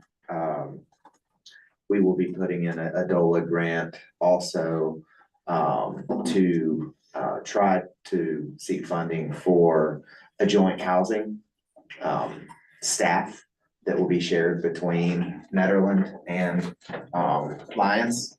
And that just takes some of the housing pressures off of planning, and it solidifies that role. And we kind of have a point contact there. And kind of premature discussions with DOLA staff, I think will be competitive. That's what that grant is for. So hopefully that will work out. It will be hard because it will be a planner 1, planner 2 type job, but it will be very difficult not to divert that staff onto other planning things. And we've already had that conversation because you have to report, you have to make sure that staff is held to that position. So Housing development specifically? to affordable housing, that's correct. Yeah, so it will be that staff and that staff only. And you know, you can be creative, transportation, you know, as long as it's aligns with housing. You know, there's things you can do. But yes, this will be hopefully a full-time FTE. We have no idea. We do not want it to be consultant. We would really prefer that it's a staff that is either, you know, has Town of Lyons or Town of Nederland benefits. And that's just easier to attract, you know, better talent. But that's that front. As far as we have advertised for a planner 1 position, we're not hiring back a planner 2 for the town. So what we have done, we combined the code enforcement position that we had with a planner 1 position. So we combined those into a planner 1 role. And I've had a few conversations with different people about the position. Kind of my goal for that position is it's a really great place. If you're interested in planning, you have a little bit of planning background and you're passionate. It's a really flexible position where if this individual wants to work on some long range, they can. If they don't want to have anything to do with long range, they can work on you know, entitlements and current planning, but then also take care of, you know, the town's, code enforcement needs as well. So right now we have about 6 applicants. I've held one, kind of preliminary interview on Friday, and he was very qualified, so we'll at least move forward with having kind of a more formal, interview, probably Victoria, Aaron and I, to kind of move forward. And then we got 3 more today, so I haven't really had the time to read through them. Some not as much experience you know, I get hung up on experience for planner 1 positions. I don't think it's important.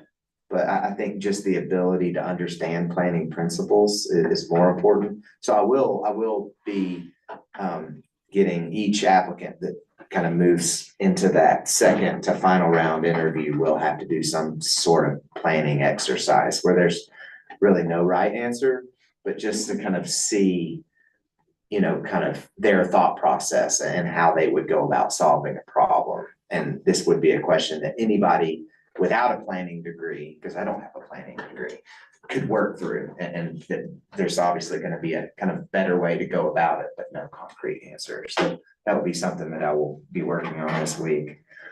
And I'll just go ahead and about workflow stuff. So we have the PUD amendment. Hopefully we can get that buttoned up and it can go through, it might go through, you know, 3 BOT meetings. I don't know. Hopefully we can get the language and go through a first and second reading. If not, that's fine.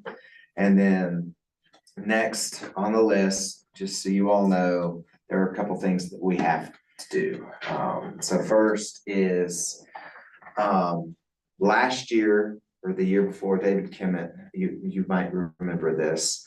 We have a few larger original platted lots here in Old Town or kind of north of us. Is that the other Richland Burdick area?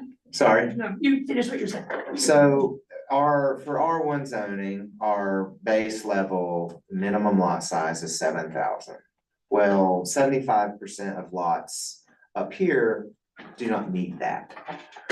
And then there's 5 or 6 lots that are double those lots. So, you know, around them, they're 62, 64, 65, but they don't quite hit 14. So they couldn't be subdivided into 2 lots. So I believe, and I'm working with an applicant right now that wants to subdivide this lot. It's gone through this process. I believe that process, and you can read it in your all's minutes. And I don't know how many of you all were here for this, but David's idea in all this was that we are going to say that all of the lots within that were originally platted before 19, I can't remember, are not non-conforming, they're conforming lots. And his idea was that language would allow these larger lots to subdivide. But that the language did not go far enough. So we do have language in our code right now, and I don't know why I'm just talking about it. I can bring it up.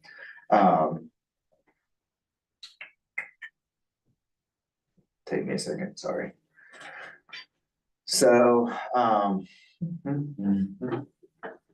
so this language, share my screen, yeah. So minimum lot area, 7,000 square feet. This was the language that was added. It illegally describes standard lot of the town of Lyons platted blocks as record on March 20th, 1929 as less than 7,000 square feet. Such lot shall be considered as sufficient for the minimum lot area. So that means that if you have 6,200 square foot lot, you're conforming, you can add a shed, you're not gonna be hung up because you're a non-conforming lot. But there was a deeper purpose in this, is that larger lots, I'll just bring one up as an example. Larger lots that did not hit 14,000, that they could be subdivided to kind of meet the neighborhood character, but that was not reflected. So it didn't go far enough, unfortunately. So I don't know if that's still something the town wants to do, and I believe it is, but we need to figure out how to write that language to address that problem. Because right now, we can move forward with this application because we can see the legislative intent behind the code amendment.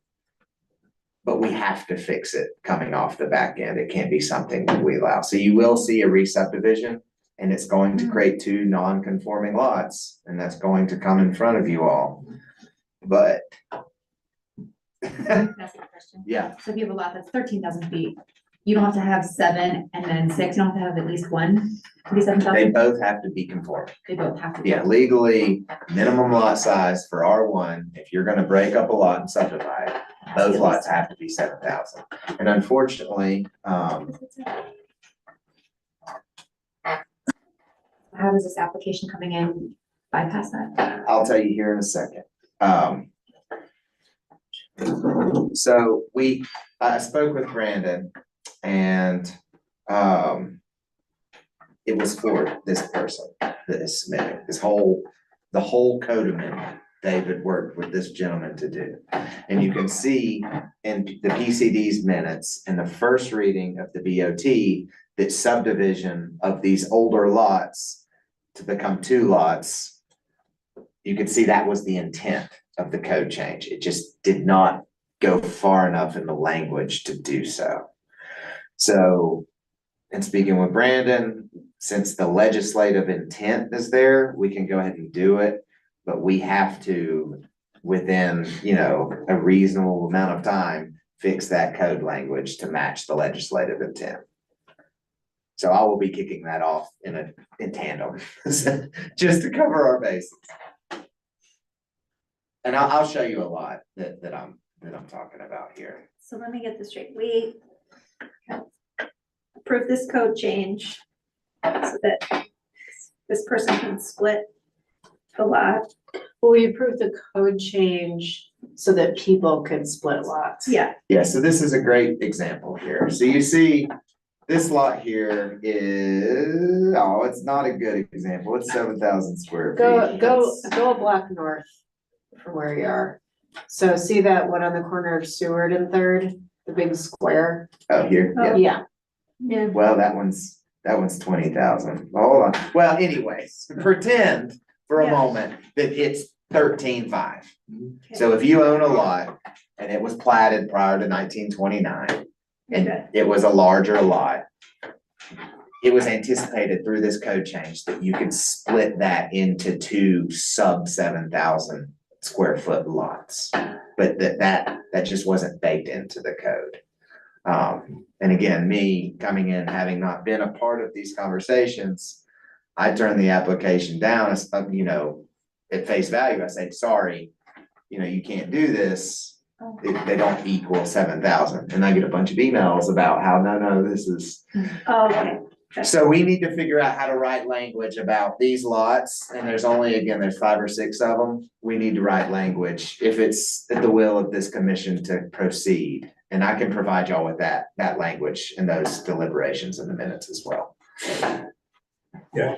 We've had previous discussions about the potential value of changing the minimum lot size requirements overall. I was wondering about that. And I'm wondering if we should integrate the efforts, or if we're talking about a very specific change that we want to get taken care of now, and then along with other changes, look at the potential for undeveloped lots and annexations to have a different Sure. minimum lot size. And I think that would, so the Board of Trustees we're supposed to be having our goal and priority setting meeting tomorrow. That's getting postponed.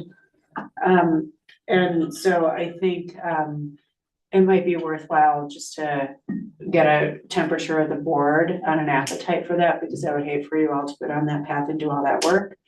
And then the board say, we didn't want that. Oh, and that reminds me, I'm sorry, one more update is it will be either the first or second meeting in June.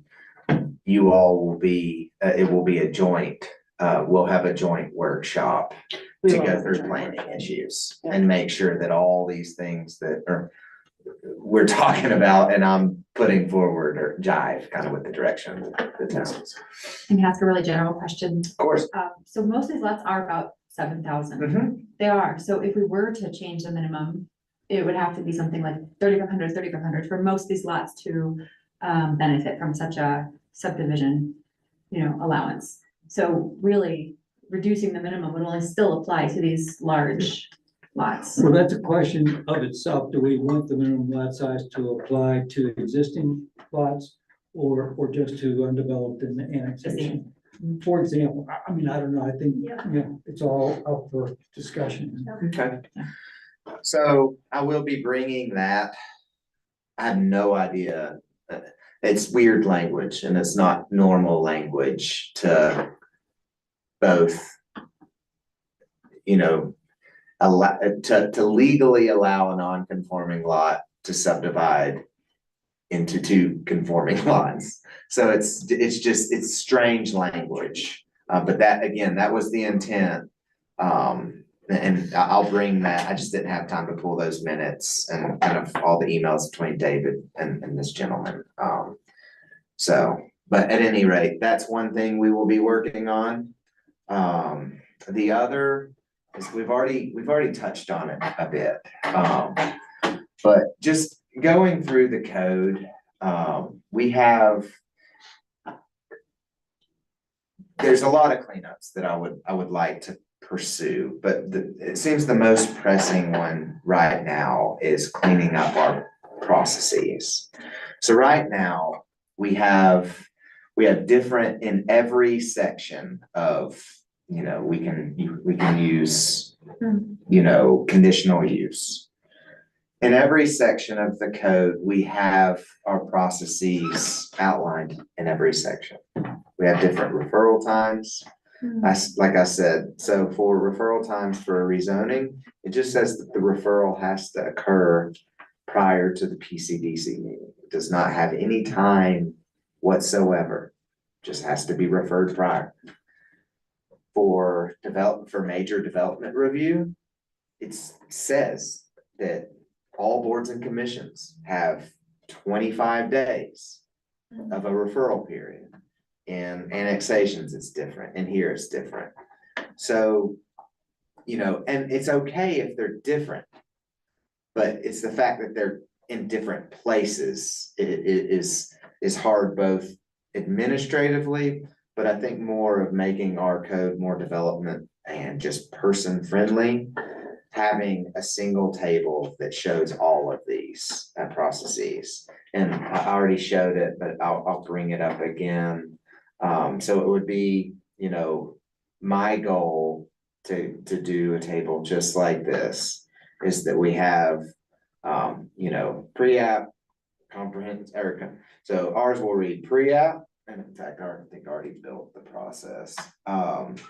So I was working on this morning. So pre-app, application submittal, complete list review, referrals, external agencies. I was gonna break up external and boards and commissions, but I don't think we need to. But referrals, notice of hearing, town administrative or designee. So this is kind of where the approvals are. Public referendum. So that speaks to annexation, PCDC, BOT, and then it will say appeals. And so if you want to do use by special review, everything will be built out within here of what that process is going to look like. And then again, for each of these, instead of having all of this text in each individual code section, it would be my goal again to have I can't remember what you called it, the swimming lane map or what. Process map. Right, yeah, so we will have, something, whatever works for you all. I don't know, that's our code. We'll have something just like this. And so what this will do is we will be adding an entirely new section, and we actually have it. It needs to be more robust, but we will have section 1.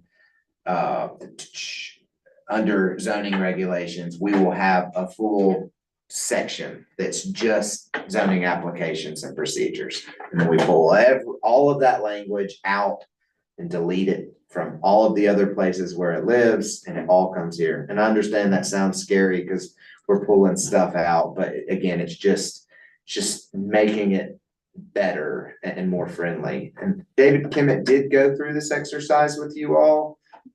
This is another cleanup that never happened, but all of the uses used to be, all of the allowed uses used to be within each code section. So, you know, here, and they still are. But so, you know, like here, you have all of the principal uses that are allowed, all of the conditional uses.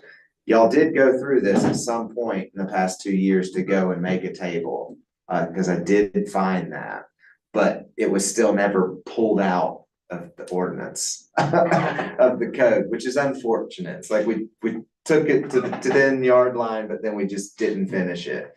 Because where there's inconsistency, and there is, now we have a table that is good and it works, but we still have language in the code that sometimes doesn't jive with the table. So if I seem like a stickler and I take very conservative approaches and I read things very conservatively, it's for that reason, is that if possible, development codes just need to be very easy to read, and we need to not have duplication is fine where it's absolutely necessary, but where we can have, you know, singular areas where like things are, that's what I would like to pursue with you all. Can I ask a question? just Go about ahead.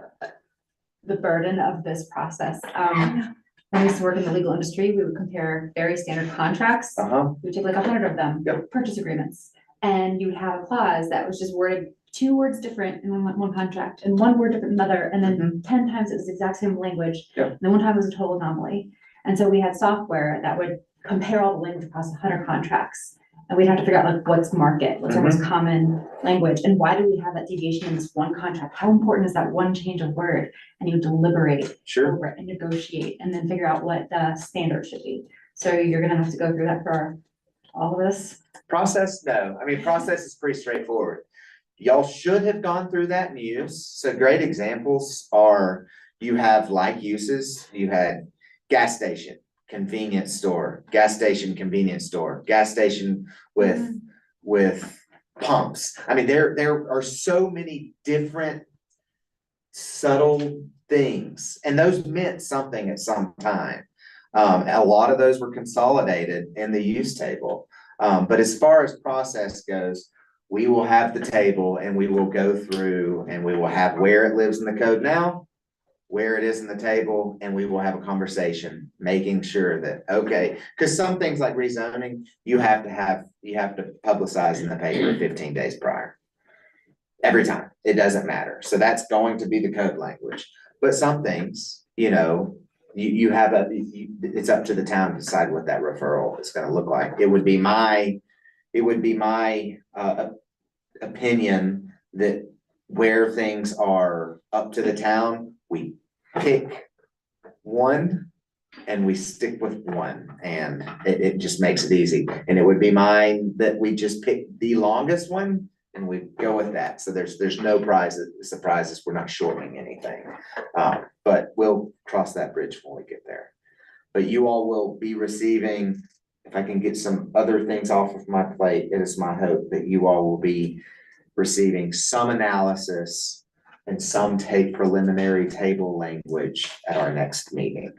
Not the special meeting there's no need to have a long conversation after that piece or the PUD review, but the next regular meeting. And then, the other 2 code sections that we were working on were our affordable housing, standards, so inclusionary zoning. All of that, is still in the queue, but until we have further direction from the Board of Trustees, there's really no sense in me drafting language. I just want to make sure that we're going, you know, in the right direction. To me, our Prop 123 standards we do need to adopt some, we've already streamlined the ADU process, so we've done that, so that's one. We need three.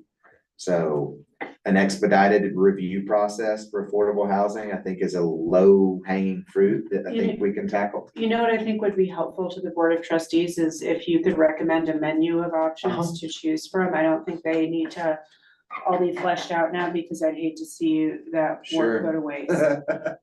Sure. And the legislature has changed so many things Yeah. related to affordable housing this session that some of those may not even Sure. apply anymore. And that's what we'll do at our joint meeting. I don't know if we'll go that detailed at the joint meeting. That might be another like discussion direction item for the board is, you know, what are our menu of options and which do we want to pursue? And then Andrew would bring that back to you all. Okay.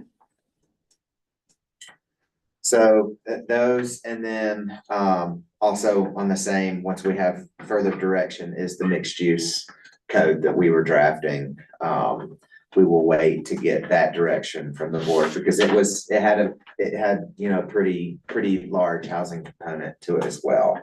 And that one's gonna be a bit, hopefully not as labor intensive as I thought, because we went through the design guideline standards before in previous planners, and I think we can pare that down a little. Because I know that's why they look like they are now, is because I think the PCDC recommended quite a large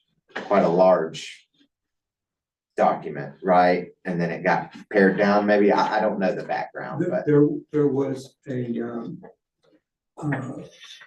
draft design guidelines. I And, remember those. I worked on those when I started on the PCDC in 2018. well, they got discussed and discussed and discussed and discussed. Mhm. And there was this sort of drumbeat of why do we need 64 pages? Yeah. You know, and then, we decided to focus on commercial design guidelines, because they're the most visible. if you will. Sure. And we did some research and looked at, I forget, 15 or so municipalities that had fairly clear design guidelines. And then we kind of picked and chose from Sure. those and compressed it into 12 pages or so, something like that. And it went from must and shall. and Yeah. those kinds of words to may Yeah. and should and Okay. that sort of thing. Mhm. Sorry, go ahead. No, I was just, sorry. Oh, okay. Yeah, so I think that one will still be on our work plan. So as you all are hearing, there's a lot of code work that needs to be done. There's some brick and mortar that has to be done. You know, I don't, process is something that doesn't need to wait. So that one will be coming up soon. And then also figuring out the non-conforming lots and kind of gauging that. So we'll be kind of running these things. I will try to keep it as organized as possible. And hopefully we can find a good planner one to kind of take on the current planning stuff. But yeah, it'll be the code needs just kind of to be combed and looked at. So I used to do code assessments for the past 2 years. And we would do code rewrites, and much like you, maybe not, but I would take a code and I would make an Excel spreadsheet and I would copy and paste each code section in a spreadsheet. And then I would find everywhere there's duplicates and I would have maps drawn out. And it takes a long time, but if you're not just completely trashing your code and writing a new one, that's really the only way to make sure that you're not missing something and you're not, you know, that context still lives in the new code. So if things do ease in the future, that might be something that we look at doing, but that will be an intensive process. So I'm trying to hold off and just take care of the bigger things right now. That's really all I have. I will keep you all in the know as best I can, and I will I didn't commit to it last time, but I know it's something that you all had in the past is kind of a planner's report about, you know, what's going on, applications that've been submitted. So I will start providing those at the first meeting of every month, and it will reflect everything from the past meeting, if that's, or from the past month, if that's okay with you all. And those will also be forwarded to the DOT as well, just so we have kind of a state of, at least state of planning, that comes in front of you and the DOT. So I will try to get better at that. Been flying by the seat of my pants a bit, so, but as things get calmed down, I will start providing those.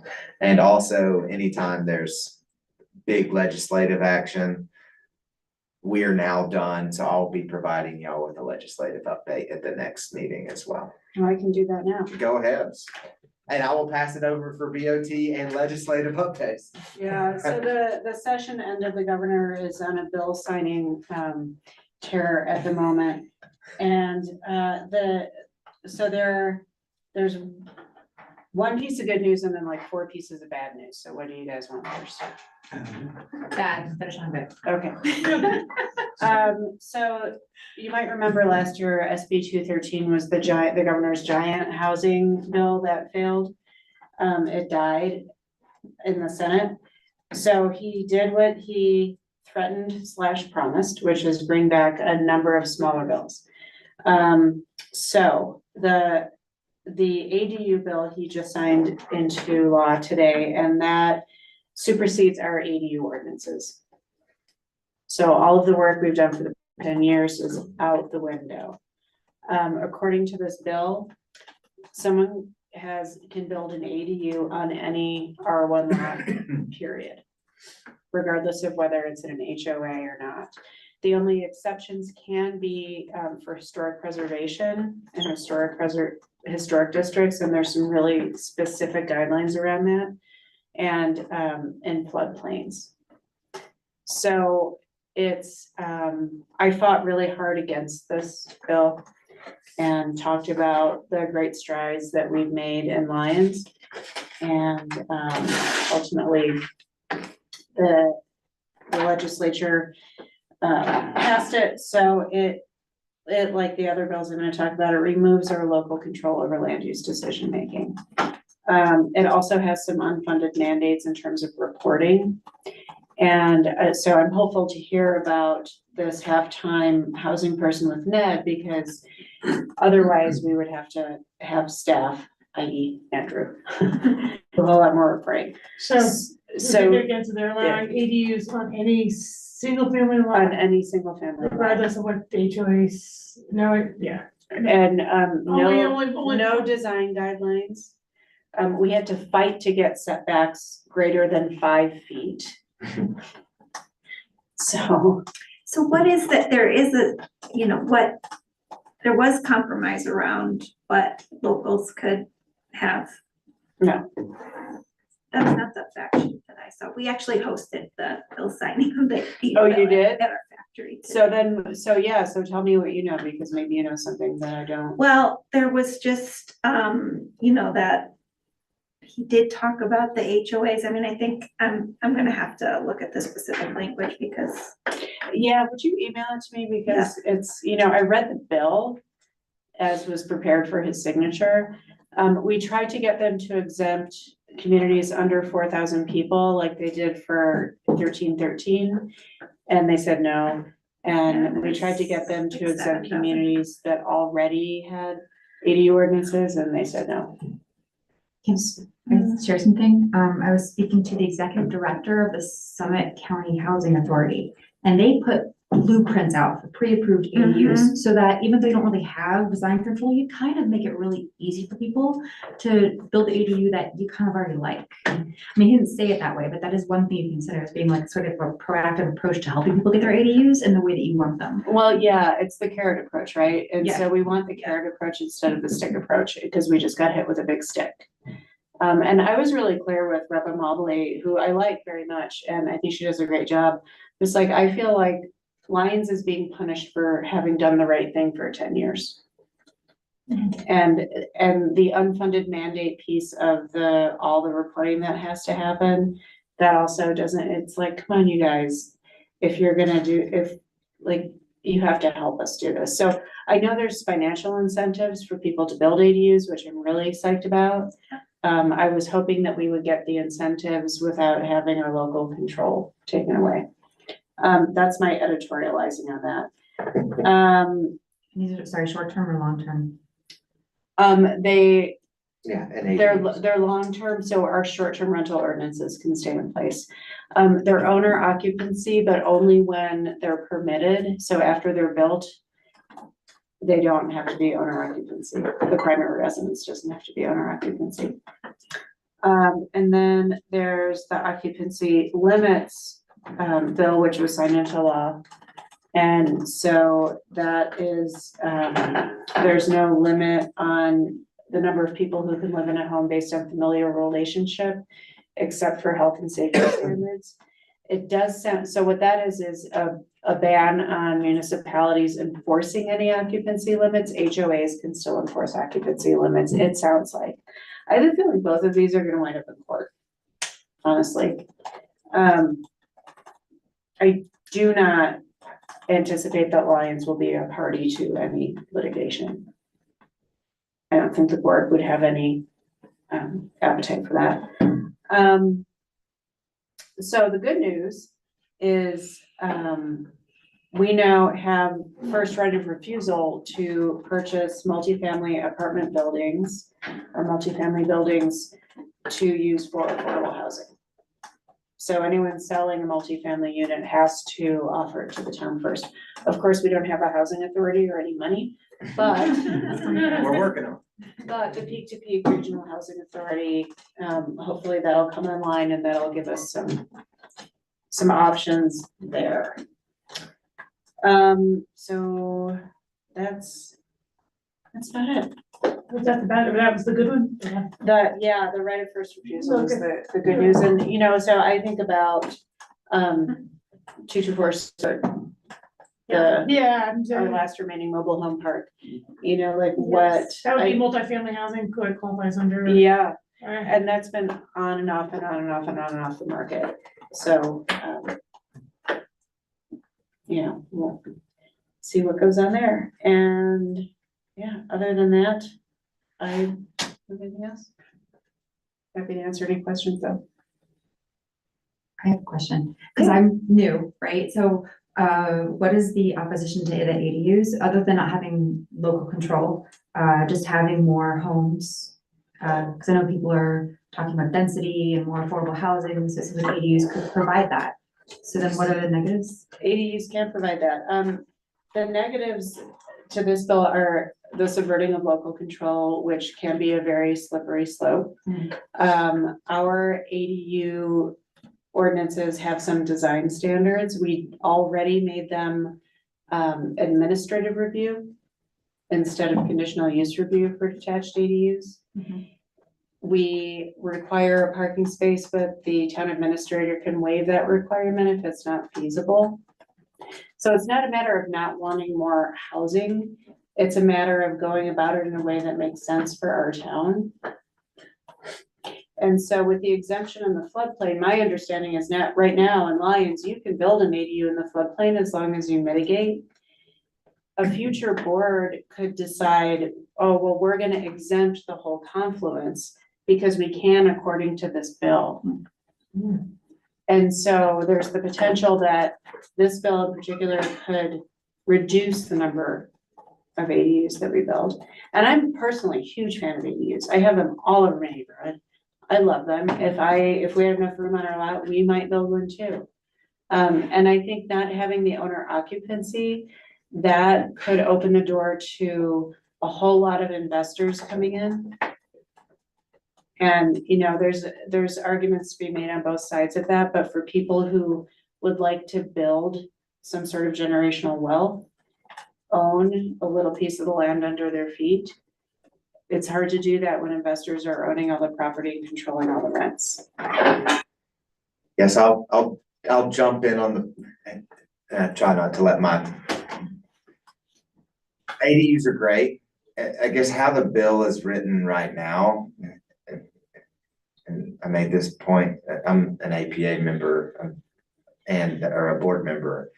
And for mountain communities and recreational communities, ADUs, they're a two-sided sword. And I think I've expressed this before, and this is a shame in not having more local control, is that they feel, right now, and the state's not requiring that these are deed restricted, so they're a little smaller.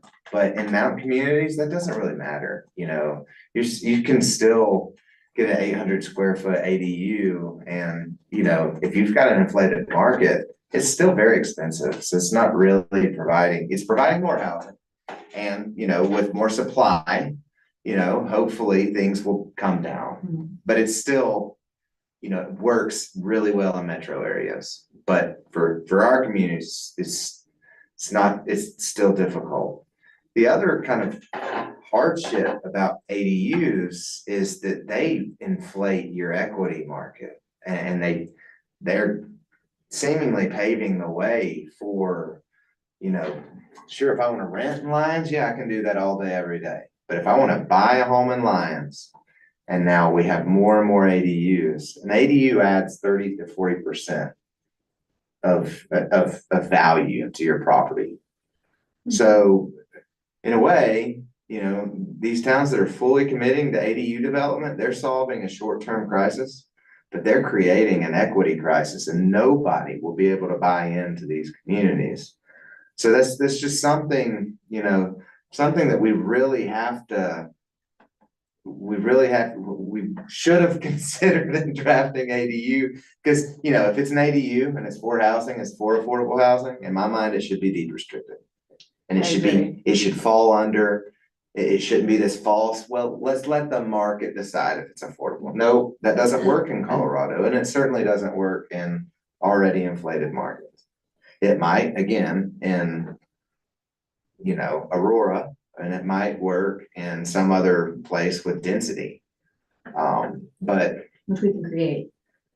not really. I mean, by the time, if you map out where ADUs can fit, even, practically, we're very limited. We don't have, and I'm not arguing against ADUs. I just, this focus on ADUs for some reason, and it was the focus in planning for the past 20 years, and it was this silver bullet. And now you've got metro areas that are like, oh, shoot, but nobody can buy a house anymore. And since they're not deed restricted, now they're just turning into guest homes for people that are moving here. And it's unfortunate, because it can, but, there's nothing preventing the town of Lyons from, if we're having to accept these ADUs, that we really should consider deed restrictions and how that's going to work, and how we can make sure that the feel-goodiness of what the legislature has done is reflected to actual practicality, and right now it's not.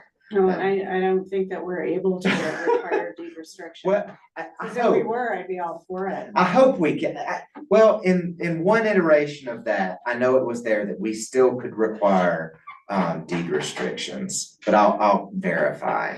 And again, this isn't me arguing against ADUs. I just, when we're talking about housing, especially, hopefully in the next few months, when we've got a consultant in here talking about the peak to peak, it's kind of that level of, okay, are we fixing a problem now, but are we creating a major housing crisis, an even worse housing crisis in the future? But at any rate, I'm sorry, I didn't mean to go on that tangent, but I've been speaking against ADUs at the state planning and Western planning conferences for quite some time, so it's hard for me not to get. And Salt Lake City is a great example of where ADUs are faltering a bit, because they were very progressive, and now it's gotten quite difficult to buy a house. You can rent if you may have one child, but it's hard to live in a 600 square foot, with 2 or 3 kids. So you're filling a gap, but you're also not going far enough. So we got to build bigger houses, but not huge houses. There's this crazy there's this crazy tightrope, around housing that's really hard.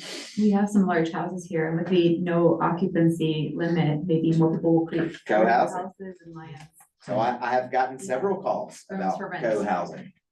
Yeah, I think I love co-housing. I hope to live in co-housing, I mean, like, I don't wanna, be in my later years living by myself in a Yeah. 1,500 square foot house, Yeah. even that's too big, like, I'm 100% for that, but I also think that communities should be able to make their own decisions. And you will see, I know it's happening in a lot of other communities. I know, I don't wanna name any, but, where seemingly large lots are being bought and very large McMansions are being built, but not for single families. There are 5 families that are going in and building. And since it's a multifamily house, but the only difference between it and a multifamily, unit is that instead of 6 kitchens, it has 1. And that's it. And it's this giant loophole in zoning now. So it'll be interesting. But we've had 3 inquiries in Lyons so far about doing just that. Really? And they share the 5 family share ownership of the house and. They go in, I don't know how you, I don't know how you would LLC or get something, a mortgage, but Yeah, go yeah, in or and- you go to, you Well, with form an 5 families, you LLC. might not need one, yeah. right? It's true. So these properties that you're talking about, are they located in HOAs?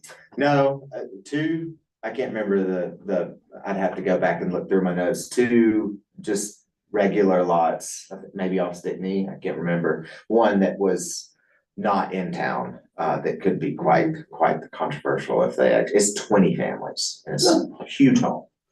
But it's not within town limits. It's not right now, no. Oh, I don't wanna open up, yeah, I don't wanna open up IGA discussions and things like that, but, Yeah.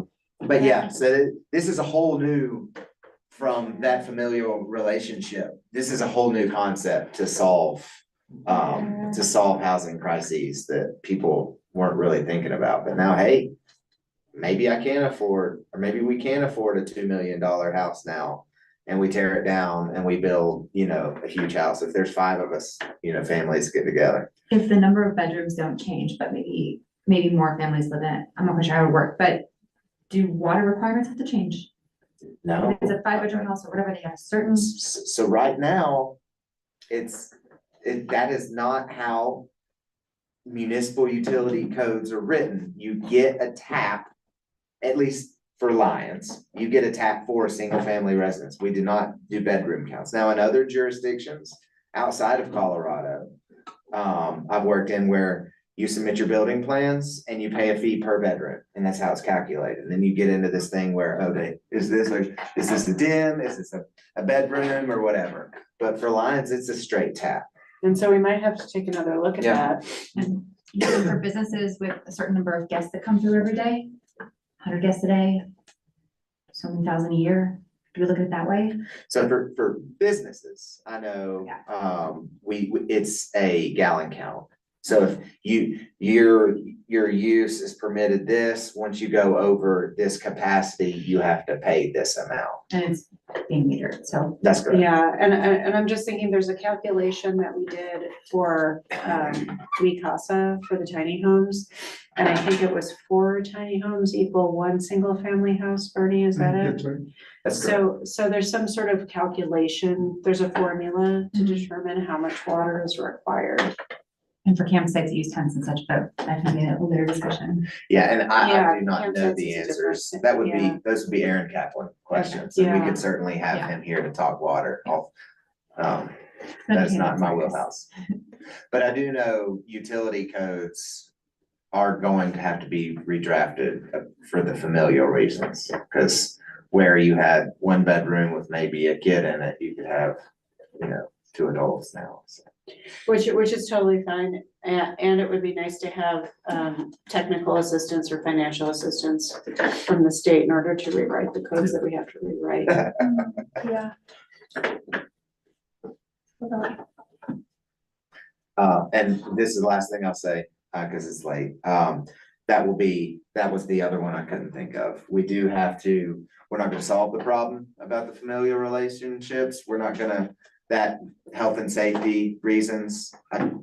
I do not have the expertise, nor do I think Lions should be the first ones to start trying to figure out how to reel that back. But we do have to strip the language, so that will be an amendment. It has to be done before, it needs to come quick, because it needs to be done before July 1st. So that. 2024, 2025. I thought it was 2024. Because the ADUs don't go, the ADU law doesn't go into effect Okay. until July 2025. Okay, I'll look at that. Does the ADU rulings apply to both attached and detached? Yes, sir. Yeah, and I'm sorry for my rant. I really am not against ADUs. I just, for small towns, I do think we need to think about it and where we can. I need restrictions, that they are the solution, but whatever, that's how it goes. I'll forward the ADU fact sheet. All right, It's very high level. that sounds good. Thank you. But I think just, I heard people saying this isn't like the end of the ADU policy either. I think Sure. there's always like incremental change and. I'm sure there will be refinements. Yeah. Yeah, I expect those So- next session, so Totally. once the legislators get some sleep and. Yes. Could we offer connection fees that are much lower for people who are willing to have their ADUs restricted? And keep the fees high for people who aren't? Again, Someone told me that was something that was keeping them from having ADUs connection fees. yeah, again, I would love to do. but it takes a deed restriction, and it takes that person doing, if you're gonna get this, then you have to give this, and Even if it's voluntary, I mean, it's not like, Can you think about can't you how we volunteer could do to that? restrict? But how can you, sure, it's great if a property owner is like, hey, I'm going to do this. But there's nothing stopping that property owner, something happens, a family crisis or something, and selling that property in 7 months, and then that agreement's gone. I mean, it has It to wouldn't be, run, it would have to run with the land, and I'm Yeah. not sure how to make that happen. yeah, again, it's, whether it's a deed restriction, I know Boulder does it some other way. But it has to be something that is recorded on top of the deed and it runs with the property. That's what Boulder does. So their deed restricted, purchase program runs with the land, and just, there's a certain amount by which a property can appreciate every year. I think it's 3%. There's pretty low. And one of the challenges is we don't have a housing authority to administer something like that. You could talk to Elevation Community Land Trust, their statewide land trust, and they allow appreciation up to 25%. Wow. And then they hold the land in trust for perpetuity. I mean, there Yeah. could be, Well, again, and they would hold the deed yeah, restriction. that's the You hope. don't have to manage it. That's the hope behind Peak to Peak, is that Peak to Yeah. Peak will be Yeah. this agency that holds and enforces these. But Would TTP buy the land then? it just depends on, I mean, you have different agreements. If it's just a deed restriction, they would just enforce the deed restriction. If there was a mortgage buyout, or I don't know what those programs look like, and that's what this feasibility study is for, is what this agency would look like and what it could do. Yeah, I mean, if Peak to Peak came into existence and had a ton of money, sure, they could, that would be the dream, really. If a homeowner could get $1 million for land today, but then it's deed restricted. Yeah. So. All right, is there a motion to adjourn? We don't have to adjourn, Oh, we're in right, it's a workshop. We workshop. just walked out secretly. Thank you. Thanks, everyone, for your guidance earlier too. So Polly, where do you live in town? Do you live in what factor do you live? I live on,